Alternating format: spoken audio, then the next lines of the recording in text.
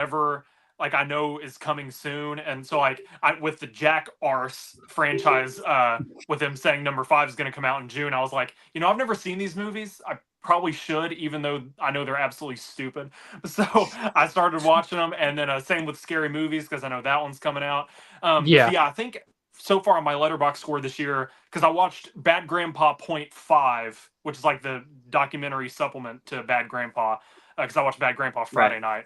I watched Point 5 just now, so I think that brings my Letterboxd score up to 60 for the year so far. Wow. And then like other things, like I'll listen to like different comedy specials I've heard before. So a lot of it too is like logging stuff I've not logged before.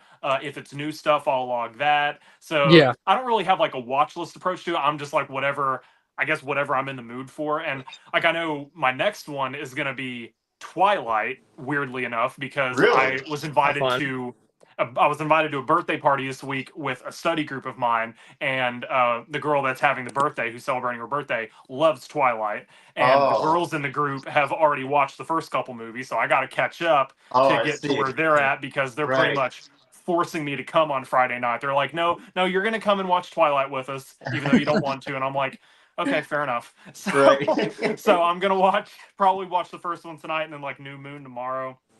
I'm not expecting to love them.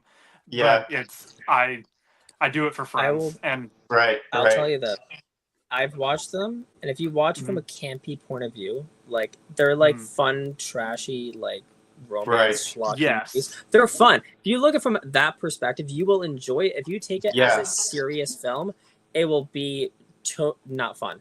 I will also mention I'm very happy that Pattinson post Twilight has had a phenomenal career. Yeah, honestly, he has. And this is crazy too. Yeah. He was definitely one when the Twilight movies were coming out. I was like, this is going to be all he's known for. And now, I mean, you look at he worked with Nolan on Tenet. He got the Batman. He's I know he's doing the drama with he's got a bunch of stuff. I'm so happy for him. He's Dune as well. Oh yes, absolutely. Yeah. It's like one of those Harry Potter film. Yeah, Goblet of Fire. Yeah. Yeah, I'm so happy for him. I know when the Batman first came out 4 years ago, the memes were going around that first he was known as Edward Cullen to the girls. Now he's Bruce Wayne to the guys, and it's like, heck yeah, man. So he's definitely one that I'm wanting to root for. He's awesome. So I'll say my little film goal that because I've been wanting to do this for quite some time, but I kind of thought it was perfect with the Odyssey coming out in July. I really wanted to go and watch a lot of the cinematic epics, like the 3-hour, 4-hour long epics. I've seen Ten Commandments. I saw that 11 years ago, but I'm going to rewatch that because I got the really beautiful 4K disc for that. But I've not seen Ben-Hur, which with Charlton Heston as well, which also just got a new 4K for it. And then I just on Turner Classic Movies, I had the channel, so I'm lucky to have that, and they're doing an Oscar watch along over the next couple of weeks before the Oscars. Oh, nice, so nice. They just put on Gone with the Wind, which is I think one of the longest movies of all time at like 4 hours. Yeah, it is true. And so I don't know when I'll watch it, but I have it recorded on my PVR, so I have that, and then Gone with. So I think like I'll do like one a month. So that's what I'm thinking, like one a month till like the Odyssey. Because that's good. I've got other things to watch too, but like I wanted to really get these big kind of Academy Award winning epics in because most of them I haven't seen. Yeah, that's something I've been trying to look at too, because I know one of the big Lawrence ones of Arabia as well. Lawrence of Arabia. I was just going to mention Lawrence of Arabia. Yes. Yeah, like one of them I want to watch. Like I want to watch Lawrence of Arabia, which I have in the Columbia Classics 4K. Oh, nice. Box, so I have that. Gandhi really nice as well. I think Gandhi's like a crazy long movie. Oh yeah, Gandhi as well. Yeah. So Gandhi in that box set as well. But one of them that I've been really wanting to watch lately, and I'll probably like watch it around Easter time, is the Ten Commandments. Yeah. I've never seen that, and I would really like to. Right? What is it? Like, how long is it's supposed to be like a long movie, right? It's like 4 hours. I have the 4K. I swear I heard it was 10 hours, but then I was like, I don't think it's 10 hours. Yeah, it's not 10 hours. I got this really nice Steelbook. Oh, that's Correct beautiful. me if Wow. I'm wrong, Yeah. Raza, but nice. Raza, correct me if I'm wrong, but the movie's so long it takes up 2 4K discs, right? It does. It Yeah, takes up two like 4K and two Blu-rays. It's always divided into two. Yeah, Lawrence of Arabia in the Columbia box set takes up 2 4Ks as well, and I want to say Gandhi does too. Actually, it's only one 4K. They managed to fit the entire movie on one 4K. They condensed it all down. Blu-rays so it's on two Blu-rays. Yeah. Okay. Interesting. Yeah, because like I said, I've got the It's got the parting of the sea in the maybe interior. over there, but it's got the parting of the sea in the interior. The Red Sea. Oh, yeah, that's cool. It's really nice. I actually got this for my grandfathers for Christmas a couple years back because it's their favorite. It's their favorite movie. So I was like, this is your guys' joint Christmas gift, and of course I just have to keep it in our physical media collection. But yeah, no, they were really excited for it. Where is? Oh, there it is. I was about to say, I know I have it on 4K somewhere, but it's behind me, behind my chair. Yeah, that's definitely one. That's a gore. I've been wanting to get that version. Awesome. Oh, that's cool. That's cool. It's so beautiful. So cool. Man. Yeah, awesome. This is why physical media is awesome and forever will be. Absolutely. Absolutely. No, I'm stoked to see it. Okay, so Lawrence of Arabia is on 2 4K discs. Yes. Yeah, I knew Sony put that on 2 4Ks. I want to say Gandhi's on 2 4Ks as well. I don't own that one. I own it on DVD, yeah. I also just recently found out that apparently Send Help was originally supposed to be released on a streamer. And I heard then about that. it was Sony was going to put it on streaming, and then Sam Raimi took it to 20th Century Studios and said no. He didn't want it on streaming. And he put it in theaters, which is amazing because it's now going to be making around $130 million. Wow. Compared to if it was just dumped on streaming. That's crazy. Yeah. Raza, you've not seen Send Help yet, have you? I've not. No, I've been wanting to, and I've not gotten the chance. I literally haven't seen anything new in theaters aside from the Elvis Epic documentary. Really? Well, it's more of a concert. No, like Good Work, Have Fun, Don't Die. You haven't seen that yet? I haven't even seen those. So I'm planning on seeing them this week. Like, what about like the Bone Tipple? You haven't seen the Bone Tipple yet? No, I haven't seen anything. Like nothing. Oh, so how was the Elvis concert, if you don't mind? Yeah, it was awesome. Yeah, for Elvis fans, it was awesome. Like now, it was an IMAX. I've seen the trailer. I've seen the trailer. Now it's it's not an IMAX exclusive, is it? No, it's not. I know it was heavily promoted as one, but then I saw that it's in standard theaters as well. Okay, good. So seeing that in IMAX though would be.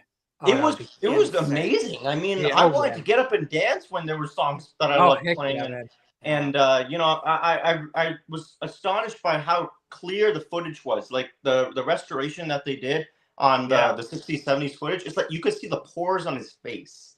Like it was crazy detail. Wild. Well, they probably wanted to work because it's Baz Luhrmann that did it, right? Yeah, he did. Yeah, I would imagine that they went into those old negatives of the performances that he did, and they touched it up the best that they could. I mean, I don't doubt Baz Luhrmann's ability to be able to deliver, just amazing quality. They did that for the picture, for the sound. The surround sound sounded great with those soundtrack as well and everything. So I'm really glad I went for it. Honestly, I really didn't want to miss it because I was very excited to hear. I didn't even see the Elvis biopic in theaters. So this was my only chance to see anything Elvis in theaters. Yeah. Speaking of directors that care about like restorations and whatnot, Fight Club, 4K Steelbook and theatrical re-release. Right. Yeah. I am very, very excited for that. I did see a comment the other day. Someone was already scared that the scalpers are going to take all the Steelbooks. I don't doubt that. So I got to make sure I did it for that one. I don't even know what it looks like. It's just a bar of soap. Oh, okay. It's just like the standard bar of soap that says Fight Club on it. But it looks awesome. I know David Fincher said that he was going to oversee the restoration like a year and a half ago whenever they announced that a 4K restoration was in process. Yeah. I'm very excited to see what it looks like. I still need to I know Panic Room just came out with a 4K Steelbook not horribly long ago too, which I still have Panic Room on VHS.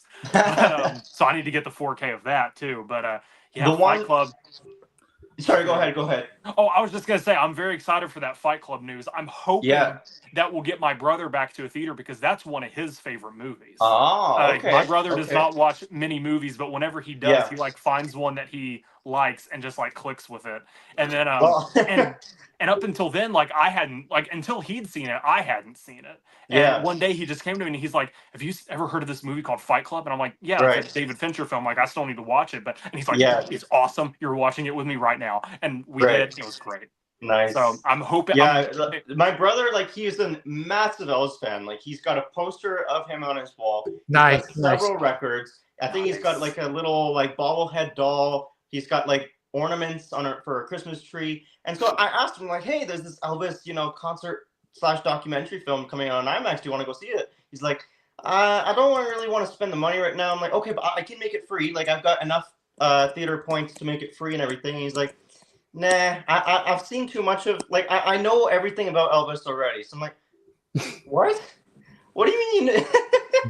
I'm scared that will be my brother's mentality with Fight Club because he is at a point where he's just like with theatrical, because like I've asked him about theatrical re-releases before, and he's like, "Why would you want to go to the theater and watch a movie you've already seen when you can just go to your shelf and pop it in the Blu-ray player?" And I'm like, the movie because going you've never seen it in a theater before. Exactly. Like Fight Club came out before me and my brother were both born, so I was like, I've obviously never seen it in a theater. I'd like to. Yeah. I can tell you right now that there are people I know who have been dying to see 2001: A Space Odyssey on an IMAX screen compared to when it was first released.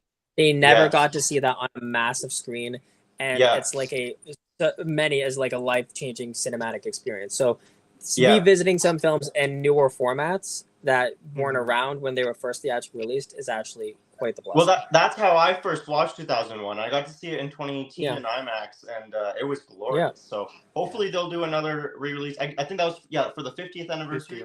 So for the 60th in 2 years, hopefully they'll do the same. Yeah. Absolutely. Because Christopher Nolan actually worked on the 70mm print of that, and he actually restored it, got it to the 70mm quality and everything. So I didn't get to see that print because we didn't have it projected like that, but. I might have to back out on this part of the conversation because I kind of have a hot take, but I'm not even gonna. Oh yeah, I've seen your rating for it. Yeah, I know. Yeah. What'd you rank it? Oh, like you're talking about like on Letterboxd, right, Raza? Yeah, for 2001. What'd you rate it? Did I even say like I did not. Just rip the Band-Aid off. What did y'all rate it? What did y'all rate it? So I've not seen it yet. I need to do like a Kubrick bench. Gotcha. So Because I've I not only seen it watched yet, it like but I know it's supposed to be like one of the best year and a half ever ago made. or something. So I didn't watch it that long ago, but I'm sorry. I just was not. I'll say this. I compare it to like when you listen to like Pink Floyd. Pink Floyd is music that you don't listen to, you experience the music. Yes. Oh yeah. 2001, absolutely. You experience the movie. Like it is not it is not like a traditional narrative structure movie. It's a visual feast, and that's what it is. And so what's known for is the imagery. Absolutely. And at the time, people also need to remember how technologically groundbreaking that film also was. Not just at the time, yeah. Film period. It was 1968, right? 68, yeah. It's quite a revolutionary film, and as of right now, actually, that was the only Oscar Kubrick ever won.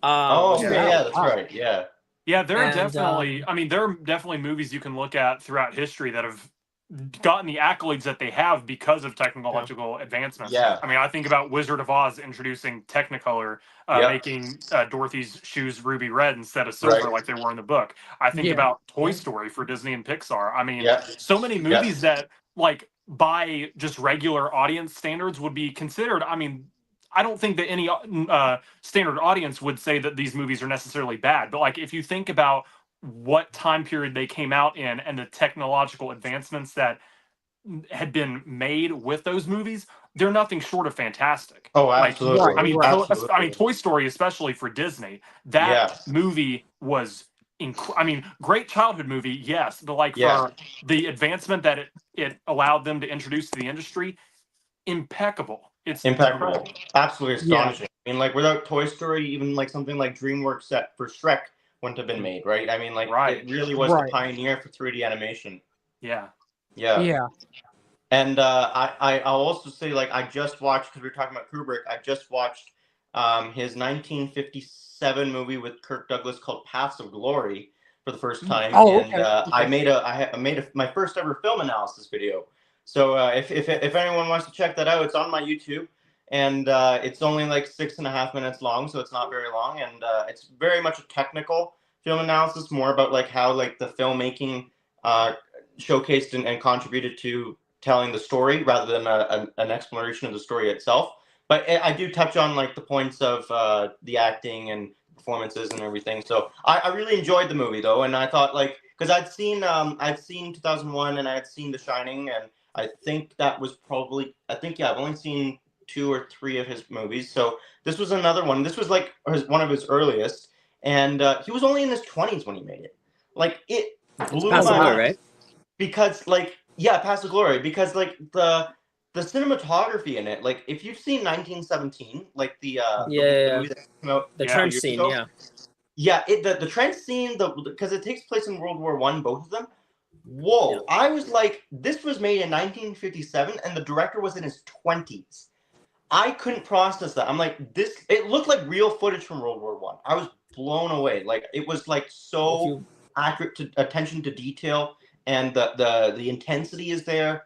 I highly recommend it. It's only like an hour and 25 minutes. It goes by really quickly. Like, you definitely never want to sleep on filmmakers' early filmography. Yeah, it's also look at Spielberg was 27 when he made Jaws. Yeah, exactly. Yeah. Spielberg with Jaws, like Sidney Lumet with 12 Angry Men. Citizen Kane was done when Orson Welles was like in his mid-20s. Yeah. Past the Glory, I saw, was ranked as like the 65th highest rated movie on IMDb. Yeah, I didn't even know that. Right. Yeah. Yeah. All right. Well, I was about to say, speaking of other shirts, dude, you know what I could wear if I don't think I'll get to meet Spielberg. I just thought about it now that y'all were talking about him. Yeah. I could wear my Jurassic Park shirt. I got to wear my Jurassic Park shirt. Nice. Bro, yeah, man, absolutely. I'm tempted to get a Jaws shirt. Okay, I saw him. Oh, really? When? In 2022, he came to Toronto to the world premiere of Fabelmans. Yeah. Seth Rogen was here, Michelle Williams, the whole cast was there, and the entire block had to be closed off, and police had to be there because of the amount of people that were there for Spielberg. That's crazy. It was wild. And there was like 10, he had like 10 bodyguards, and that's not including like TIFF staff. So you had like 15 people on him, and it was like the president. It just swarmed around him. Yeah. That's insane. Oh yeah, it was wild. Yeah. Well, I was gonna say, I just now took a look at the time. I know we've kind of just been shooting the breeze here, getting caught up. We'll go ahead and get into the list. So, did you guys have any viewer submissions for what viewers are looking forward to for this spring? What I did is yesterday on my Instagram story, I posted a question thing on my Instagram story, and I was like, hey, what's your most anticipated movie for the spring? I can double check real quick. I don't think I got any on that one, but earlier I made a second one, just or earlier or something like that. But I'm gonna check real quick. Let me see, because I might have. When you said spring, you meant like films coming out from like next month to like June or July, correct? Or are we talking later? The way that I did my list was March to May, because I know that's like those are the months. Like March, April, May is kind of the months that people generalize as spring, and then like June, July, August would be summer. It's like every 3 months per season. So my list spans from next week, or not next week, but like 2 weeks from now, with The Bride, and then ends on the very last weekend of May with The Breadwinner. So my list kind of spans like the entire 3 months of March to May. Yeah, that's kind of how I had it too, because I mean, if we were counting like technical season into June, that's not like movie wise, that June is counted as like summer box office. So I thought maybe we'll just keep it till May as well. As for viewer submissions, I actually forgot to put out a poll there, but I do have I did a poll at the start of the year for their most anticipated movies just throughout the whole year. So I can actually go and see what their most rated poll was for like the spring releases, and I can use those if we want. Okay. Project Hail Mary looks like a banger. Yes. Yeah. Oh my God. I'm very happy, which I know I was mentioning before you joined, Raza. I have an early access ticket, and I don't have to drive 2 hours away like I had to for Superman and IMAX. Yeah. So I can go. It's on Monday, March 16th. I know that's a few days after the rest of you guys have your advanced screenings in your areas, but yeah, for the Prime Amazon Prime early access, I'm very excited to see Project Hail Mary. And it definitely looks good. I know. And so Amazon MGM is kind of a studio that I feel like is hit or miss for me because like I know this year alone they've had like Mercy and the Wrecking Crew, which Wrecking Crew of course went straight to streaming, but like yes, it was did. not a fan of Mercy, was meh on the Wrecking Crew. I haven't seen Crime 101 yet. I would like to see Crime that. 101 good. I liked it. Crime 101 I'm glad you enjoyed it, Hayden. I don't want to be a downer. I thought it was basically like a B-level version of Heat. Gotcha. It was okay. That's fair. I love Heat, and I watched it, and it looks like the exact same like beats of it. And I will say, like out of all the March films, that's fair. That's fair. Yeah. So it's kind of like how the Wrecking Crew is a B version of Bad Boys. Essentially, it's like it's like if Bad Boys was in Hawaii. Yeah. Gotcha. Because I know in my January ranking, I held up my Bad Boys box set and I was like, Wrecking Crew's a good movie, but it kind of drags whenever you realize you've seen it too long. And on the 4K box set for Bad Boys, there's a picture of Will Smith and Martin Lawrence I held up because I'm like, if you're interested in the Wrecking Crew, don't really bother because you've already seen this before. That movie drags. I'll say that. So yeah, Crime 101 is still kind of one that's I'm iffy on. Not like I won't be upset if I don't watch it, but at the same time, it's like, I mean, it'll likely be on Prime soon because I know like Mercy's already on Prime. So it'll be on Prime fairly quickly. But yeah, Amazon MGM is just one of those studios that like doesn't like their filmography is just hit or miss with me. Like, but Project Hail Mary, I can confidently say I've been intrigued by it for a long time. Marketing and trailers have looked good, so I am excited to see it. It looks convincing enough that I've got my early access ticket, so I'm excited to see what all's included with it. But yeah, I think as far as viewer submissions go, the only one that I got was from our friend Brutal Vengeance, who is excited for Mortal Kombat 2. So thanks to Brutal Vengeance for sharing your excitement for Mortal Kombat 2. Not on my list, but probably an honorable mention. I need to go back and watch the first one because I saw the first one in theaters back in 2021, and I need to reassess it because that was right at like towards the end of COVID, or like COVID-esque because like it was still like spring of 2021, and at the time when it came out, I was just like, it's not horrible, but I feel like I can enjoy it more. So I'll rewatch it before the second one comes out. I would say that Mortal Kombat 2 remains an honorable mention at the moment until I reassess the first one. Yeah. I definitely know it wasn't as bad as the two from the 90s, especially Annihilation. And I'm a fan of that one from a few years ago. Like it's not perfect. It's not perfect at all, but I had so much freaking fun with that movie. I wish I saw it in theaters, but I think I saw it at home. I think because around that time, I think WB, like Godzilla, was it versus Kong, right? And the Suicide Squad, those were all going to streaming. Some were theaters. I think the Suicide Squad, maybe Godzilla. The entirety of Warner Brothers 2021 slate went co-released on HBO Max because like I know there were a few things that I did see on HBO Max because I'm just like, I'm not going to the theater to watch that necessarily. Like I know The Little Things, which was the first one of 2021 with Denzel Washington and Rami Malek, I watched at home. The Many Saints of Newark, I watched at home. What's up, man? But like a lot of those bigger ones, like Godzilla vs. Kong, Mortal Kombat, The Suicide Squad, all of those bigger ones, I did go out to the theater. What's up, y'all? What's up, Bruce? Good to see you, man. Good to see you. Thank you for joining, man. So yeah, Brutal Vengeance is excited for Mortal Kombat. So that's the only viewer submission I got, and hopefully next time I'll get more. And I've heard this one. It had some test screenings. It's had test screenings for a while, and from what I've heard it's, I think, better and it's good. So hoping that's true. Because again, I like the first one. I do like the first one, even though it's not perfect. It's not, but it's just to turn your brain off and just have fun with it. You know what I mean? Right. And action sequences, and it's honestly, I love the vibrancy in it. I do, and it might be fun. So yeah, I mean, it was vibrant enough for me. Like I have a weird like rule. I just heard Matrix 5. Yeah, I heard about that a while back. Yeah, I know that was I knew that headline had been floating around. I still need to watch the fourth one, but I know the fourth one was like not good. So I'm interested to see like where they go for in the direction of number 5. But yeah, I've only seen the first one, so I got to watch the rest of the series. Yeah. Yeah, I'll definitely have them all watched before the next one comes out, whenever that may be. Hayden, I was going to say before we start the list. What's that? You're seeing a film at South by Southwest with Michelle Pfeiffer in it. Do you know what the name of it is called?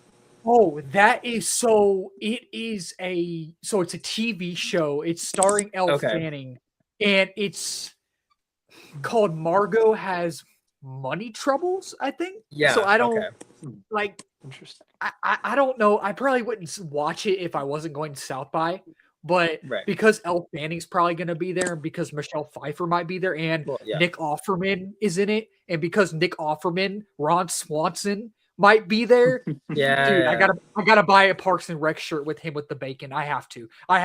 Like that would be history. That'd be hilarious, but history started on July 4th, 1776. Anything before that's a mistake. But that's is that from Parks and Rec? Yeah, I think so. Okay, because I wasn't sure, but when you said that, I was like, I have a feeling that's from Parks and Rec, but I wasn't 100% sure. But because I've seen a little bit of it, but I've never actually like I haven't sat down and like fully watched Parks and Rec. I've always been it's hysterical, it's funny, but I've always been an Office fan. Like The Office is better. Real quick, The Office is better. Real quick, if you want to watch something funny, I posted my review the other day. Look, the movie itself is fine. But if you look at it just as a comedy and not just as a movie, freaking hysterical. Go watch Nirvana, the band, the show, the movie. Okay, dude, I would like to watch that, but I need to mention this. But that film has, I think it's a 4.6 on Letterboxd right now. It's insanely high. Okay. Nirvana, the band, the show, the film is like the most, and Raza, it is the most Canadian film they've ever like Canadians. It is the most Canadian film ever made. And they just did a merch drop actually yesterday at the Rivoli in Toronto. Nice. And they signed posters, they took photos, they had the RV out front. All the Toronto influencers were there. Nice. And there are people I know who've seen it 4 or 5 times already. They're calling it like the best mockumentary. And one of the best comedies that we've seen in a long time. And the entire film was spent by Canadian dollars. They didn't use any money outside of Canada to work on this film. Jay Burchell from How to Train Your Dragon was at the Toronto opening screening to support the film. He was there. But yeah, they've been showing up at almost every single screening, surprising people. And I'm glad people are really finding out about this film. Yeah. It's a small movie. I'm glad it has legs and that people are talking about it, but that's all I wanted to say. Because the thing with me is like, as a movie itself, take the comedy aspects out of it. I wasn't too big on the story, like the movie itself. But if you look at it just as a comedy, oh, it freaking works, dude. I was in tears. So kind of in the vein of Spinal Tap, Rob Reiner's Spinal Tap. I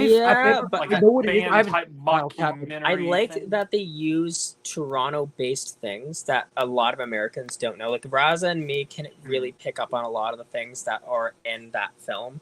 Okay. And what was it? One of the actors said when they shoot films in Toronto and actually show things based hardcore in Canada, it's fun to see Americans not know what is actually in Toronto culture and trying to figure that out. But there's some stuff that is just deep in lore of Canadian culture that is just for the country, which is so fun. But yeah, Nirvana, the band, the show, the film, the movie is one of the highest rated films also on Rotten Tomatoes. It's like a 96%. And it's also a fun ripoff of Back to the Future at the same time. It's such a fun, over-the-top concept that, and they also have been around forever. They started on YouTube and they started making film. They did short films, and Yeah, no. And Honor the Man, the movie is one of the most talked about films that I hope will last all year. We'll see. Oh, the web series is hilarious. Like, I haven't seen it, but the other night I put on some of the clips on YouTube downstairs, and I was like, man, this is hysterical. Like, it's funny. And when I went to go see the movie like last week, one night, I went to Alamo Drafthouse, and if you go to Alamo Drafthouse, if you've been, before the trailers start, they play like clips and stuff of like the movie or whatever. And they played some clips of the web series, and I was in tears almost, man. I was like, this is hilarious. This is so funny. Like, it's so funny. I am now a fan of Jay McCarroll and especially Matt Johnson. Like, Matt Johnson. Yeah, Matt Johnson. They're both funny, but Matt Johnson, his humor, dude, he's good. He's really good, man. He's funny. He's funny. I just want to say before anyone forgets that we just got a viewer question about is Crime 101 worth watching? Oh yeah, I've not seen it yet, so I can't say. Yeah, I haven't seen it either. Yeah. I know, Darian, you were kind of mixed on it. I will say this, and I'm not trying to be the grumpy one hating on Crime 101, but at the same time, it's like I've seen Heat with Robert De Niro and Al Pacino, and it's the same movie. And it's just only with Marvel actors, and it's fine. Like it plays it safe. It's a crime film that people will go and see because it has a very well known cast, and I hope people enjoy it. It's just I've seen it done better, and it's okay. It's okay. Like I'd rather go watch Good Luck, Have Fun, Don't Die Gang because I love Gore Verbinski and I'll watch anything. I'm so excited to see that. I'm so excited. It's a bold movie. I mean, it's bold. I know that we all are kind of like share the same, like, I guess disdain would be the right word for like AI and just like current technology. It dabbles so strongly in like wanting to fight AI. I want to see it so bad. It is nuanced. It's whimsical. It's dark. It's funny. Oh, very. Awesome. As soon as I saw the trailer for the first time, I was like, this looks very unique, very intriguing. So I'm stoked. Yeah. And the way I saw it was really interesting. Go ahead, Derry. What were you saying? Go ahead. I was just going to say, just to piggyback off of what Joseph said, it's a massive middle finger to AI. And if anyone's seen a Terry Gilliam film like Fear and Loathing in Las Vegas or Brazil, it's very like zany and weird and obscure, but also Sam Rockwell's fantastic in it. Haley Lou Richardson's great in it. Yes. And the perfect way to describe it is that it's grim, but it's necessary. Because that's an interesting comparison you made to it's like Fear and Loathing. I wasn't expecting that, but that's interesting. That kind of gives me a little bit of a mindset now. Yeah. The thing is also. Sorry, I'm so sorry. I was just gonna say it's the last part. No, you're good. Essentially, you're good. I was gonna say was that it's kind of a grim note, but it's necessary because AI's gone very like it's all over the news every single day. It's always evolving, and the film warns people if we don't take this seriously now, there's no salvaging what will eventually be this outcome. And people will say it's far-fetched, but people called Civil War far-fetched back in 2024. And now that film is insanely and heavily relevant to today. But yeah, it's film's way of just warning the viewers of if we are not careful, it's very slippery of what can happen. And it's shown on a massively like obscure scale, but there's a lot of truth to what they're saying. That's right. I will say though, for a movie, and along with, I know I was about to say the score is great, especially Ingrid, who's played by Haley Lou Richardson. She has like this kind of ominous theme whenever she like first shows up on camera. It's a very good score. And then for a movie that is over 2 hours long, like 2:14, 2:15, I think it's clocked at, paced great. Like I did not feel anything. Like there was no lag whatsoever. You were engaged the entire time. That is a very solid entry to Gore Verbinski's filmography. But I saw a comment from Bruce Wayne. He said, "Who was on the phone with the girl?" Is he referring to? Is that something in Good Luck? I believe so. I don't remember that. The girl, like, are you talking about like whenever like the girls that would like were like on? I can't remember that. Because I don't want to give anything away either, so I'm trying to remember. Yeah. Because again, Raza, you said you haven't seen it yet, right? No. Yeah, Gotcha. I'm trying to. Yeah. I don't remember. Well, that's a good question, though, man. That's a good question. I'm trying to think. That's a good question. I don't remember. I feel like I'm starting to remember. Oh, where'd Joseph go? Joseph just disappeared. Must have cut out. I feel like I'm starting to remember, but I don't know. Also, but I have a picture I'm sending to my email so I can show on here. It's not sending though, but it's where I saw. Oh, here's Joseph right here. All right. So yeah, I have a picture. I'm sending to my email so I can show on here. It's not working. I'm trying to get it to work though. Where I saw "Good Luck, Have Fun, Don't Die," and y'all probably saw it on Instagram when I posted it back then. But let's see. Cup, what's up, man? Good to see you. Appreciate you. I will just say, I think it's very poetic how we're bashing technology and I get kicked out. Oh, dude. Oh, that's. You know what's also funny about the movie. Since we're mentioning that, I Oh felt no, that I can't hear Joseph now again. Oh, can you not hear me? Oh no. It's like as soon as someone leaves, then I lose the audio. All right. Here, hold on. I'll be right back. I'll be right back. I think that word last time. Oh, okay. What also is funny, I was going to mention, is another film that warns about technology is Toy Story 5. Yeah. Oh yeah. I'm very interested So, to see how Toy Story 5 works, and I'm also glad that the official trailer, which dropped this week, explains how Woody gets back, because there was no context to that whatsoever trying to connect this new one and the end of Toy Story 4. So like I feel like they could have done it better. Like they were just like, oh hey Woody, long time no see. But it's right. I'm interested to watch it for the technology discussion. Other than that, with it just being another entry to this franchise, I know I've said it before. It should have ended at 3. I don't know where they're going to go with it. I like that it's tech versus toys. The tech versus toy argument is fun because I think that's a very interesting angle to approach Toy Story. I also love that the memes of him balding have gone across the internet on fire. I know, absolutely, yeah, absolutely. But no, Toy Story 5 will, I think, and also Keanu Reeves is back as Duke Kaboom again. Yeah, heck yeah, man. Canada's greatest. He's in there for like 2 seconds, but he's back. So this is where in Austin, close to downtown. So I got invited by my fellow movie reviewer friend Robert from Cinefanatics and Daniel Marks from the Mark Show, another one of my close movie reviewer friends, went as well. They both got invited, but I got invited by Robert. And this is in close to downtown Austin, and this is a very intimate like room right here. It's very small. And Robert Rodriguez was in attendance. He's in Austin. He lives in Austin. If y'all know Robert Rodriguez, obviously he directed the Spy Kids movies. He directed From Dusk Till Dawn, all those movies. And he was hosting a Q&A.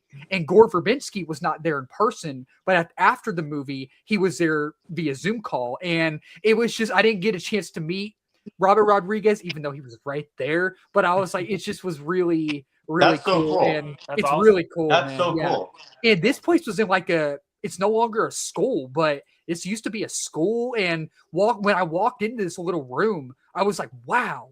When Weapons came out last year, apparently they did one of the early screenings here as well. And I think that kind of worked because there was like lockers, it's like an old school and stuff. So I was like, that's really interesting. But it was really really cool, man. Really cool. So I just wanted to show that off real quick. But yeah, cool stuff, man. Well, one more thing I will say about Toy Story 5 before we get into the list. I know we've it's obviously going to display like tech versus toys, but I kind of see the parallel between the plot of the first movie too.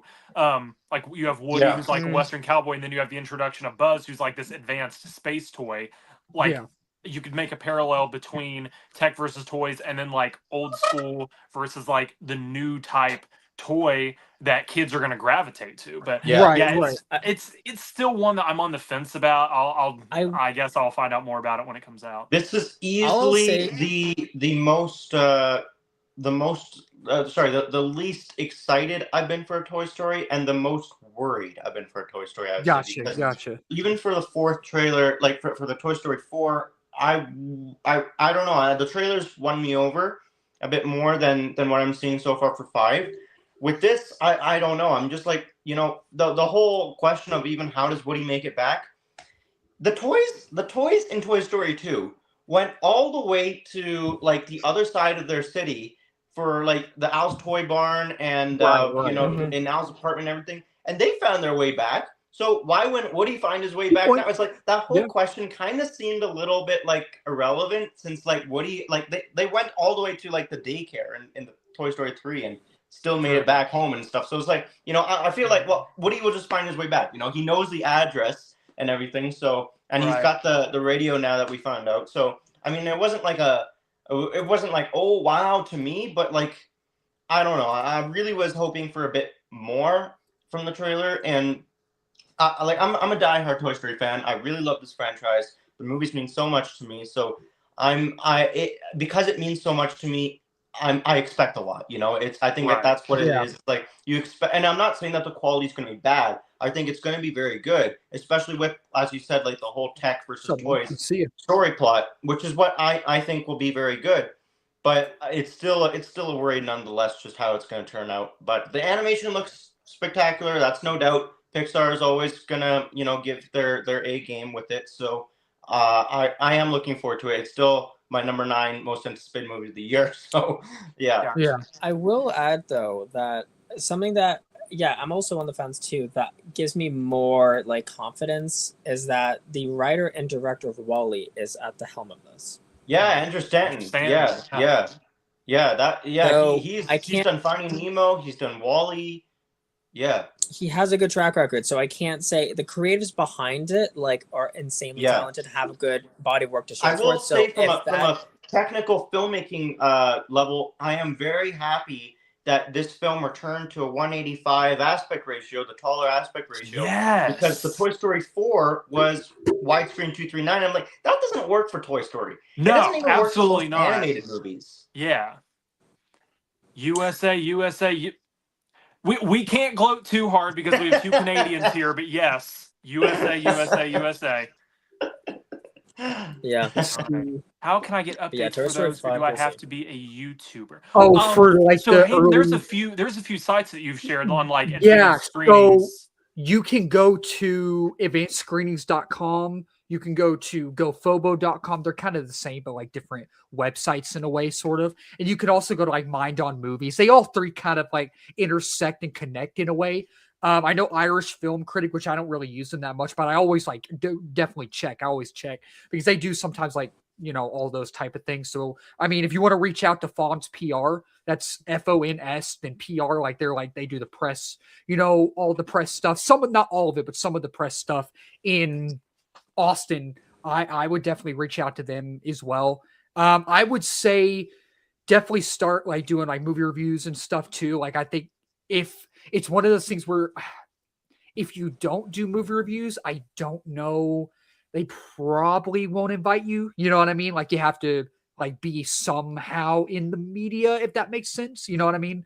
So yeah, something on the lines of that. But I would definitely reach out. And Bruce Wayne, I know you have me on Instagram, so I can definitely DM you the contact information and all that. So I can do that sometime later today. I hope I don't forget, but I'll definitely actually I might actually be able to do that right now, but I might do it in a little bit. So let's see.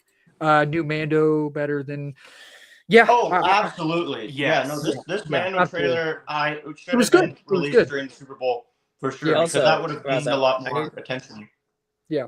I need to ask you, you mentioned, Raza, I think on your Instagram, that the newest poster you're not happy with, and the original poster you're happy with. No, I like the first poster that came out. I like both posters. I just thought that they released them kind of in verse. Like the new poster kind of seemed like it was more of a teaser poster, and the first poster with like all the characters and like the whole kind of artwork, the Star Wars poster artwork. I thought that was going to be like the main official poster, which should have been released now. So I just said like it was interesting that they did like the opposite. But no, I like both of them. Yeah. Okay. Yeah. All right. But you know, the interesting thing about Mando still is that I've been saying consistently since I went to D23 that the footage I saw there was the best footage I've seen for this movie so far. Like it's a lot of action, the snow speeders, the AT-ATs, and that footage is still not been shown publicly. So I'm really? surprised. Really? It's not in any of the trailers. Yeah, no, the shots that I saw of him on the snow speeder and the AT-ATs and everything like that is not been. There's the one shot of the AT-ATs in the teaser, but that's not what I'm talking about. That's separate. So I really think that they're keeping it for the movie, which I think is for the best, because that left my jaw on the floor. Like I think that's the type of scene that you want to see for the first time in the theater. So the trailer itself that they released, I was all right with it. I mean, I'm on the fence of the sense like it seems like just kind of an extended episode of The Mandalorian or a couple episodes together. So how is it going to really like differentiate itself as a film and not like a compilation of 2 or 3 episodes? That is really the big task I think that Jon Favreau has at hand. But otherwise, it looks like a good movie. Yeah. Yeah. Alrighty, guys. Well, you want to go ahead and start the list? I know we're 45 minutes in. I do have like the viewer polls. Yeah. I'll just quickly say those. So, Hoppers, out of like the animated movies, Hoppers didn't get the most rank, but it still got a couple votes there. So there are some people who are interested in seeing Hoppers.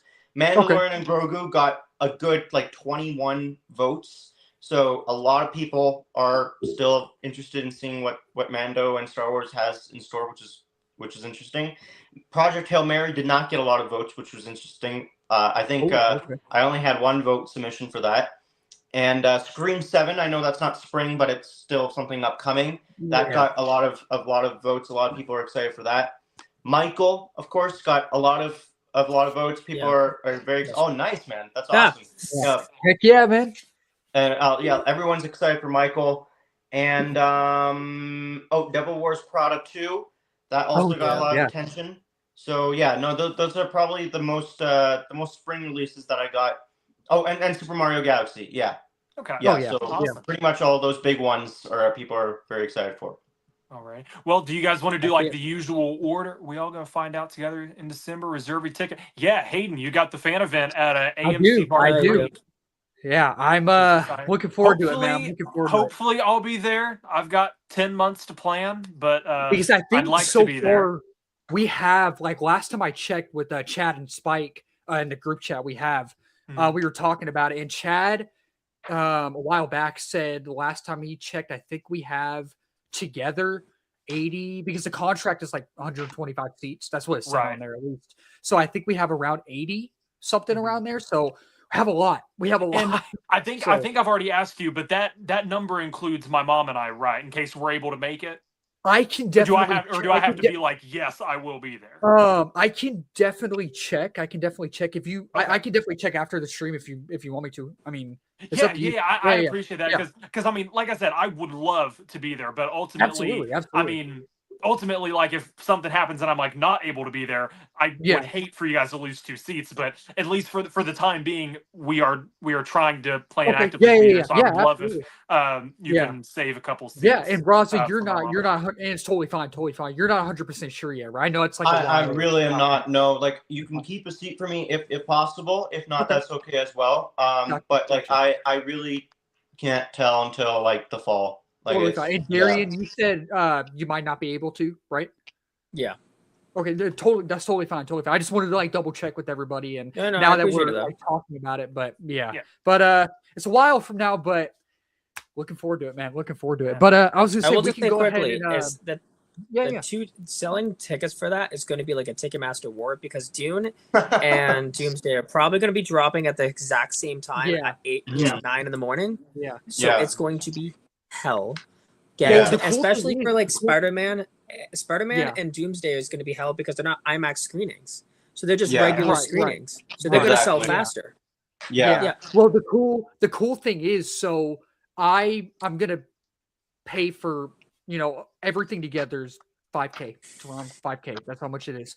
And I'm going to pay for it and sign the contract later this year. I'm not exactly sure when, but I am going to do that later. And my guess is whenever I sign it and get the contract, sign the contract and pay for everything, whenever the tickets go on sale, all 125 will probably come to my email they'll all come to my email, and me, Spike, and Chad, all three of us are gonna find a way to like distribute the tickets and all that. So they'll all possibly come to my email. So all that type of stuff. But we just got to figure out a way to like distribute them and all that. So it's gonna be interesting, man. It's gonna be an interesting thing. Yeah, I've never done this before. I've never done it. This is my first time. It's my first time doing it.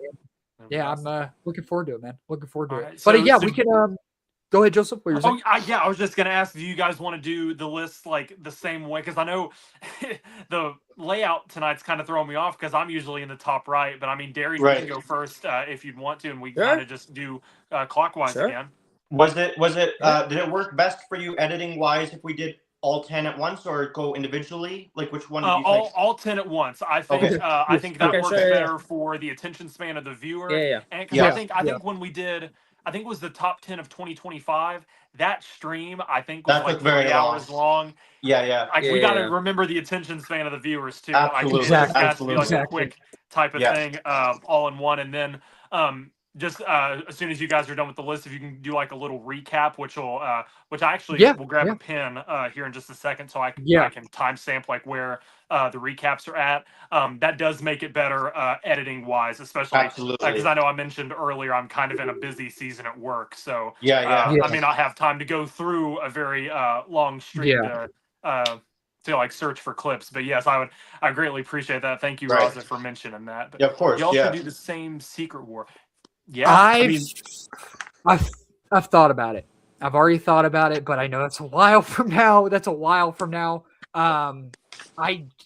Because again, that's so like it doesn't seem like that's a long time from now, but at the same time, it is a while from now. But it has crossed my mind.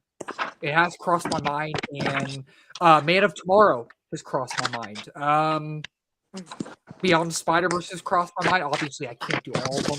I can't. I wish I could. I wish I could do fan events for Man of Tomorrow, Beyond the Spider-Verse, Brand New Day, the Batman Part 2, but sadly, I just can't do fan events for all of them. You know what I mean? Again, I want to.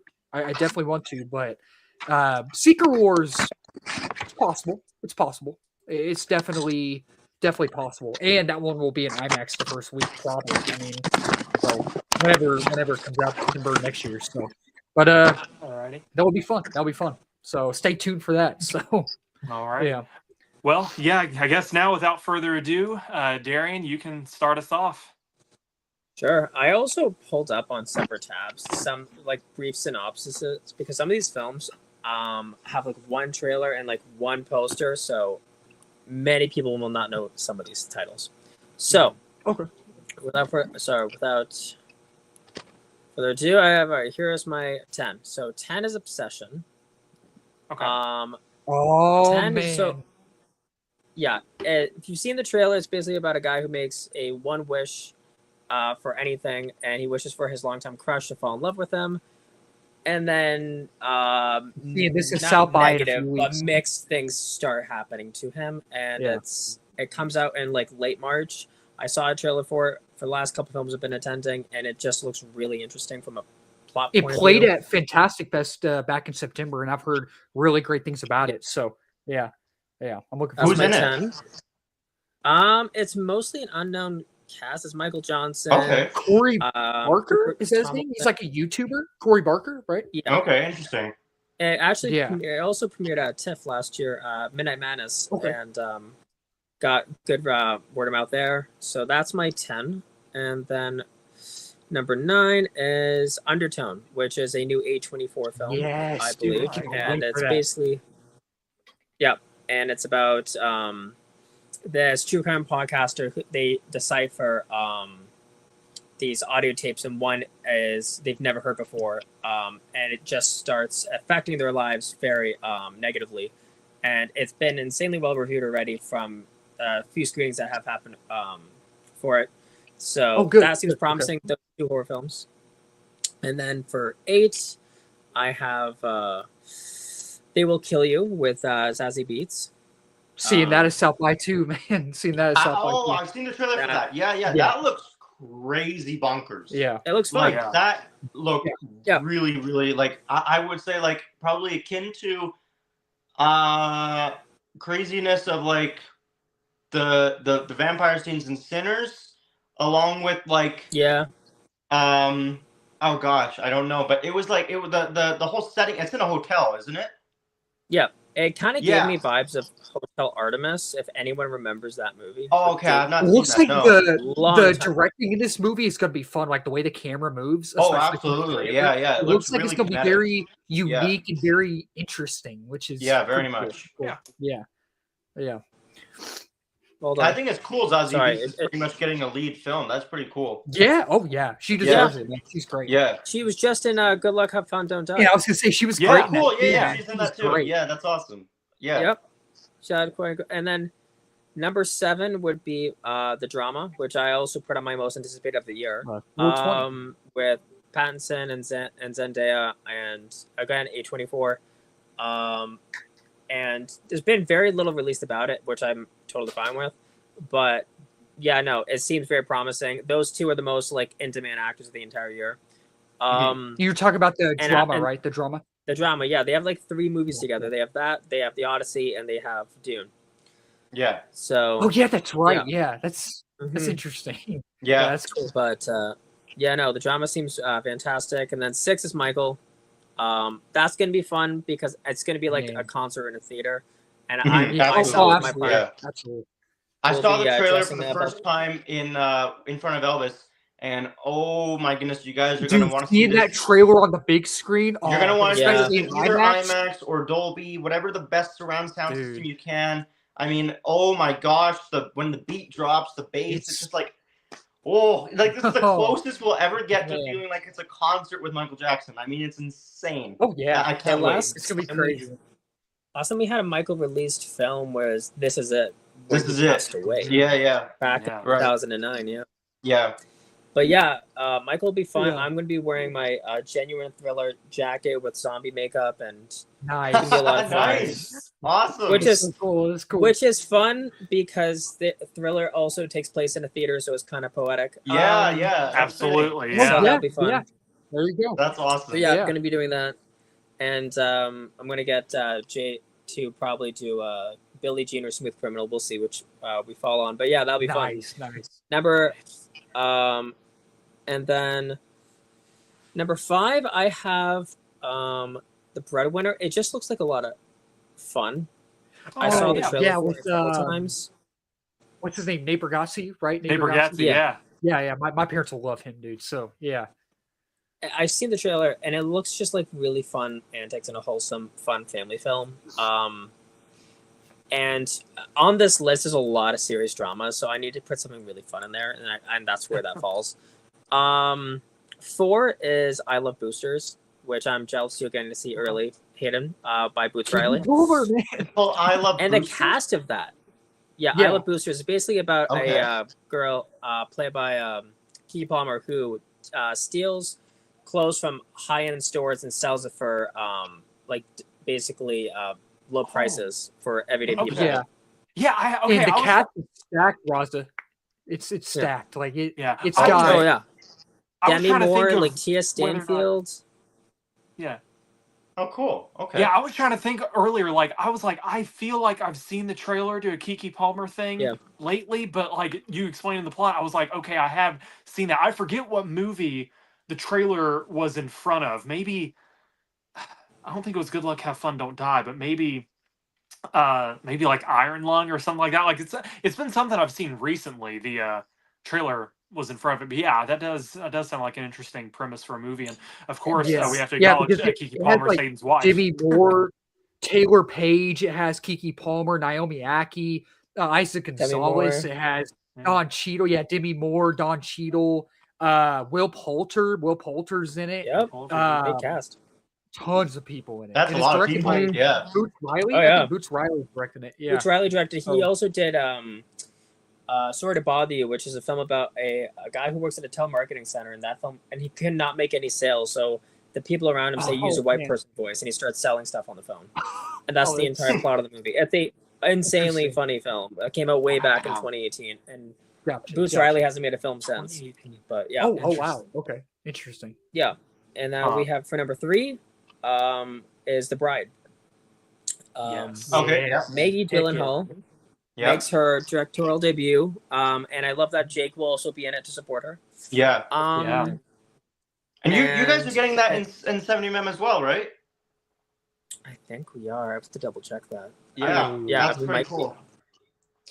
And then, The Bride I've gotten tickets for already. And Jessie Buckley, by the time it comes out, she might be an Oscar winner very soon. Very soon after. It's actually before. The Bride comes up before. Oh, it comes up before. So it'll be a few weeks before. Yeah. But it's her. And then Christian Bale has another film also coming out this year with Madden with Nick Cage, but he has The Bride coming out as well. That's right. Oh yeah, he's in that. Okay. Yeah, I'm looking forward to that. So we're gonna have 2 Christian Bale films this year, and The Bride. It seems like a lot of fun. Visually, it's gorgeous. The cinematography, the costumes, the sets. It looks great. I love like the punk rock, like Bonnie and Clyde, rock and roll, aesthetic and vibe. I love it. Yeah. And the trailers both have gotten me so pumped. Like the music in both trailers, I'm like, oh, dude. I just saw the trailers for the first time. The featurettes a couple days ago, and I was really impressed. I gotta say, the cast ensemble is great. Maggie Gyllenhaal's like directorial debut. That looks exemplary, like truly. I've seen maybe what I try to do with trailers now is I watch like the first 40 seconds and I'll turn it off because I don't need to see a 3-minute trailer. So I've seen maybe 45 seconds of the trailer for The Bride, and I'm like, nope, I'm convinced. So every other trailer, like I have not seen, so I'm going pretty blindly. Nice. But I'm glad I'm doing that because I feel like I'll enjoy it more. But that's my 3, and then 2 is a film called Outcome. Now, this film is going to be on Apple in, I believe, April, and it's directed by Jonah Hill. Oh, okay. And it stars Keanu Reeves, Cameron Diaz, and Matt Bomer. And basically, it's about a guy who is a washed-up actor who has taken a break from acting, basically, to build his new career, and someone comes back from his past to try to blackmail him. They don't do something for him that he'll be exposed. And it's done by Jonah Hill. And Jonah Hill also directed mid-90s. Way back in like 2019. Right. Yeah. And he hasn't made a film since. And so it is a Keanu Reeves film with Jonah Hill. I'm not going to pass that up. Keanu Reeves, Cameron Diaz, the plot synopsis you said, that sounds intriguing. Yeah. And it goes on streaming April 10th. Okay. I'm trying to bring this to more word of mouth because I feel like if I don't tell more people, they will not even know this film exists. No, I didn't know until you said it. Yeah. So Outcome is definitely, and I just anything with Keanu Reeves, I'll watch anything that man's in. So yes, Outcome seems fantastic. He's massively underrated as a comedic actor, I think, and also it's more of a comedy drama. So I would like to see Keanu go more into a dramatic bit of movies. And the number 1, to no one's surprise, at least the people around me know, is Project Hail Mary. Gotcha. Project Hail Mary is my 1. Visually, it looks fantastic. I've been making parallels to The Martian for this movie for a while now. Okay. Because it looks, the plot feels very much like The Martian. But I will say though, I love the creators behind it. It's Phil Lord and Chris Miller, who also worked on the Lego film, 21 Jump Street movies. They worked on the Spider-Verse films. So the creators behind it have my confidence that it will be fantastic. Also, visually, it looks fantastic. It's Ryan Gosling, and it just seems like it's a fun space movie. And I also feel like you have to see that on the big screen because it's a space movie. It's like the people who never saw Interstellar in theaters. It's better if you see it in the theater. Yeah. Same with like films like Gravity. But yeah, so Project Hail Mary is my number 1 for the fall. I will say though, when we come to like September to December, I have like 45 movies I'm going to have to dwindle into like a top 10. Because there are so many films coming out from September to December that's like overwhelming. Yeah. Same with like June to August. There's a lot of movies too.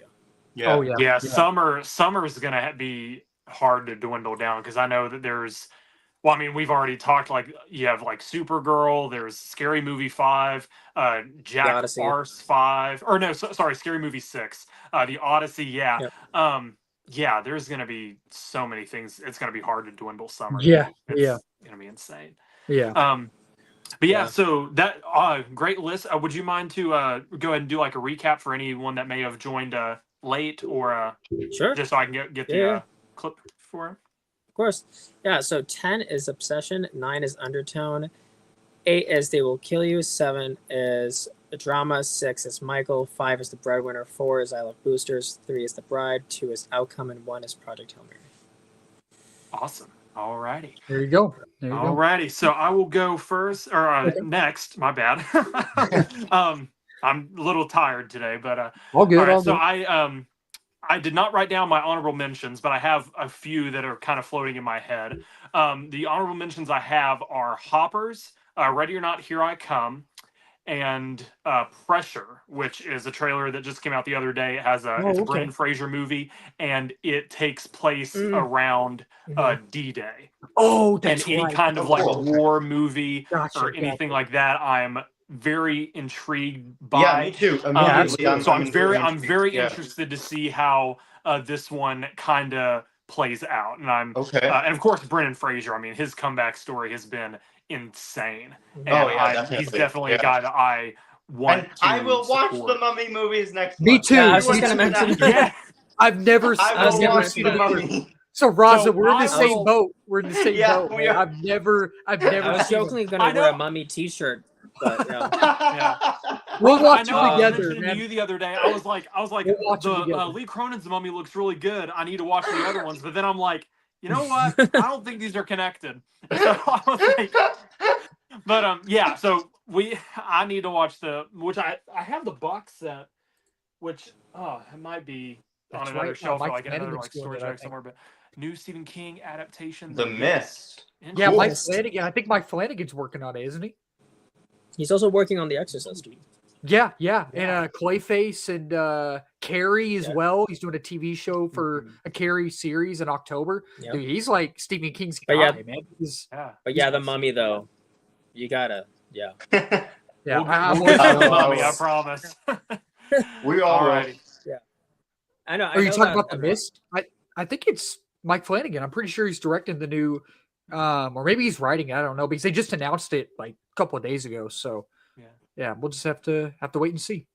The good thing is that they're re-releasing Mummy Returns on March 27th. Oh yeah, that's right. I'll be able to see the first one and go see the second in theaters. I think that'll be cool.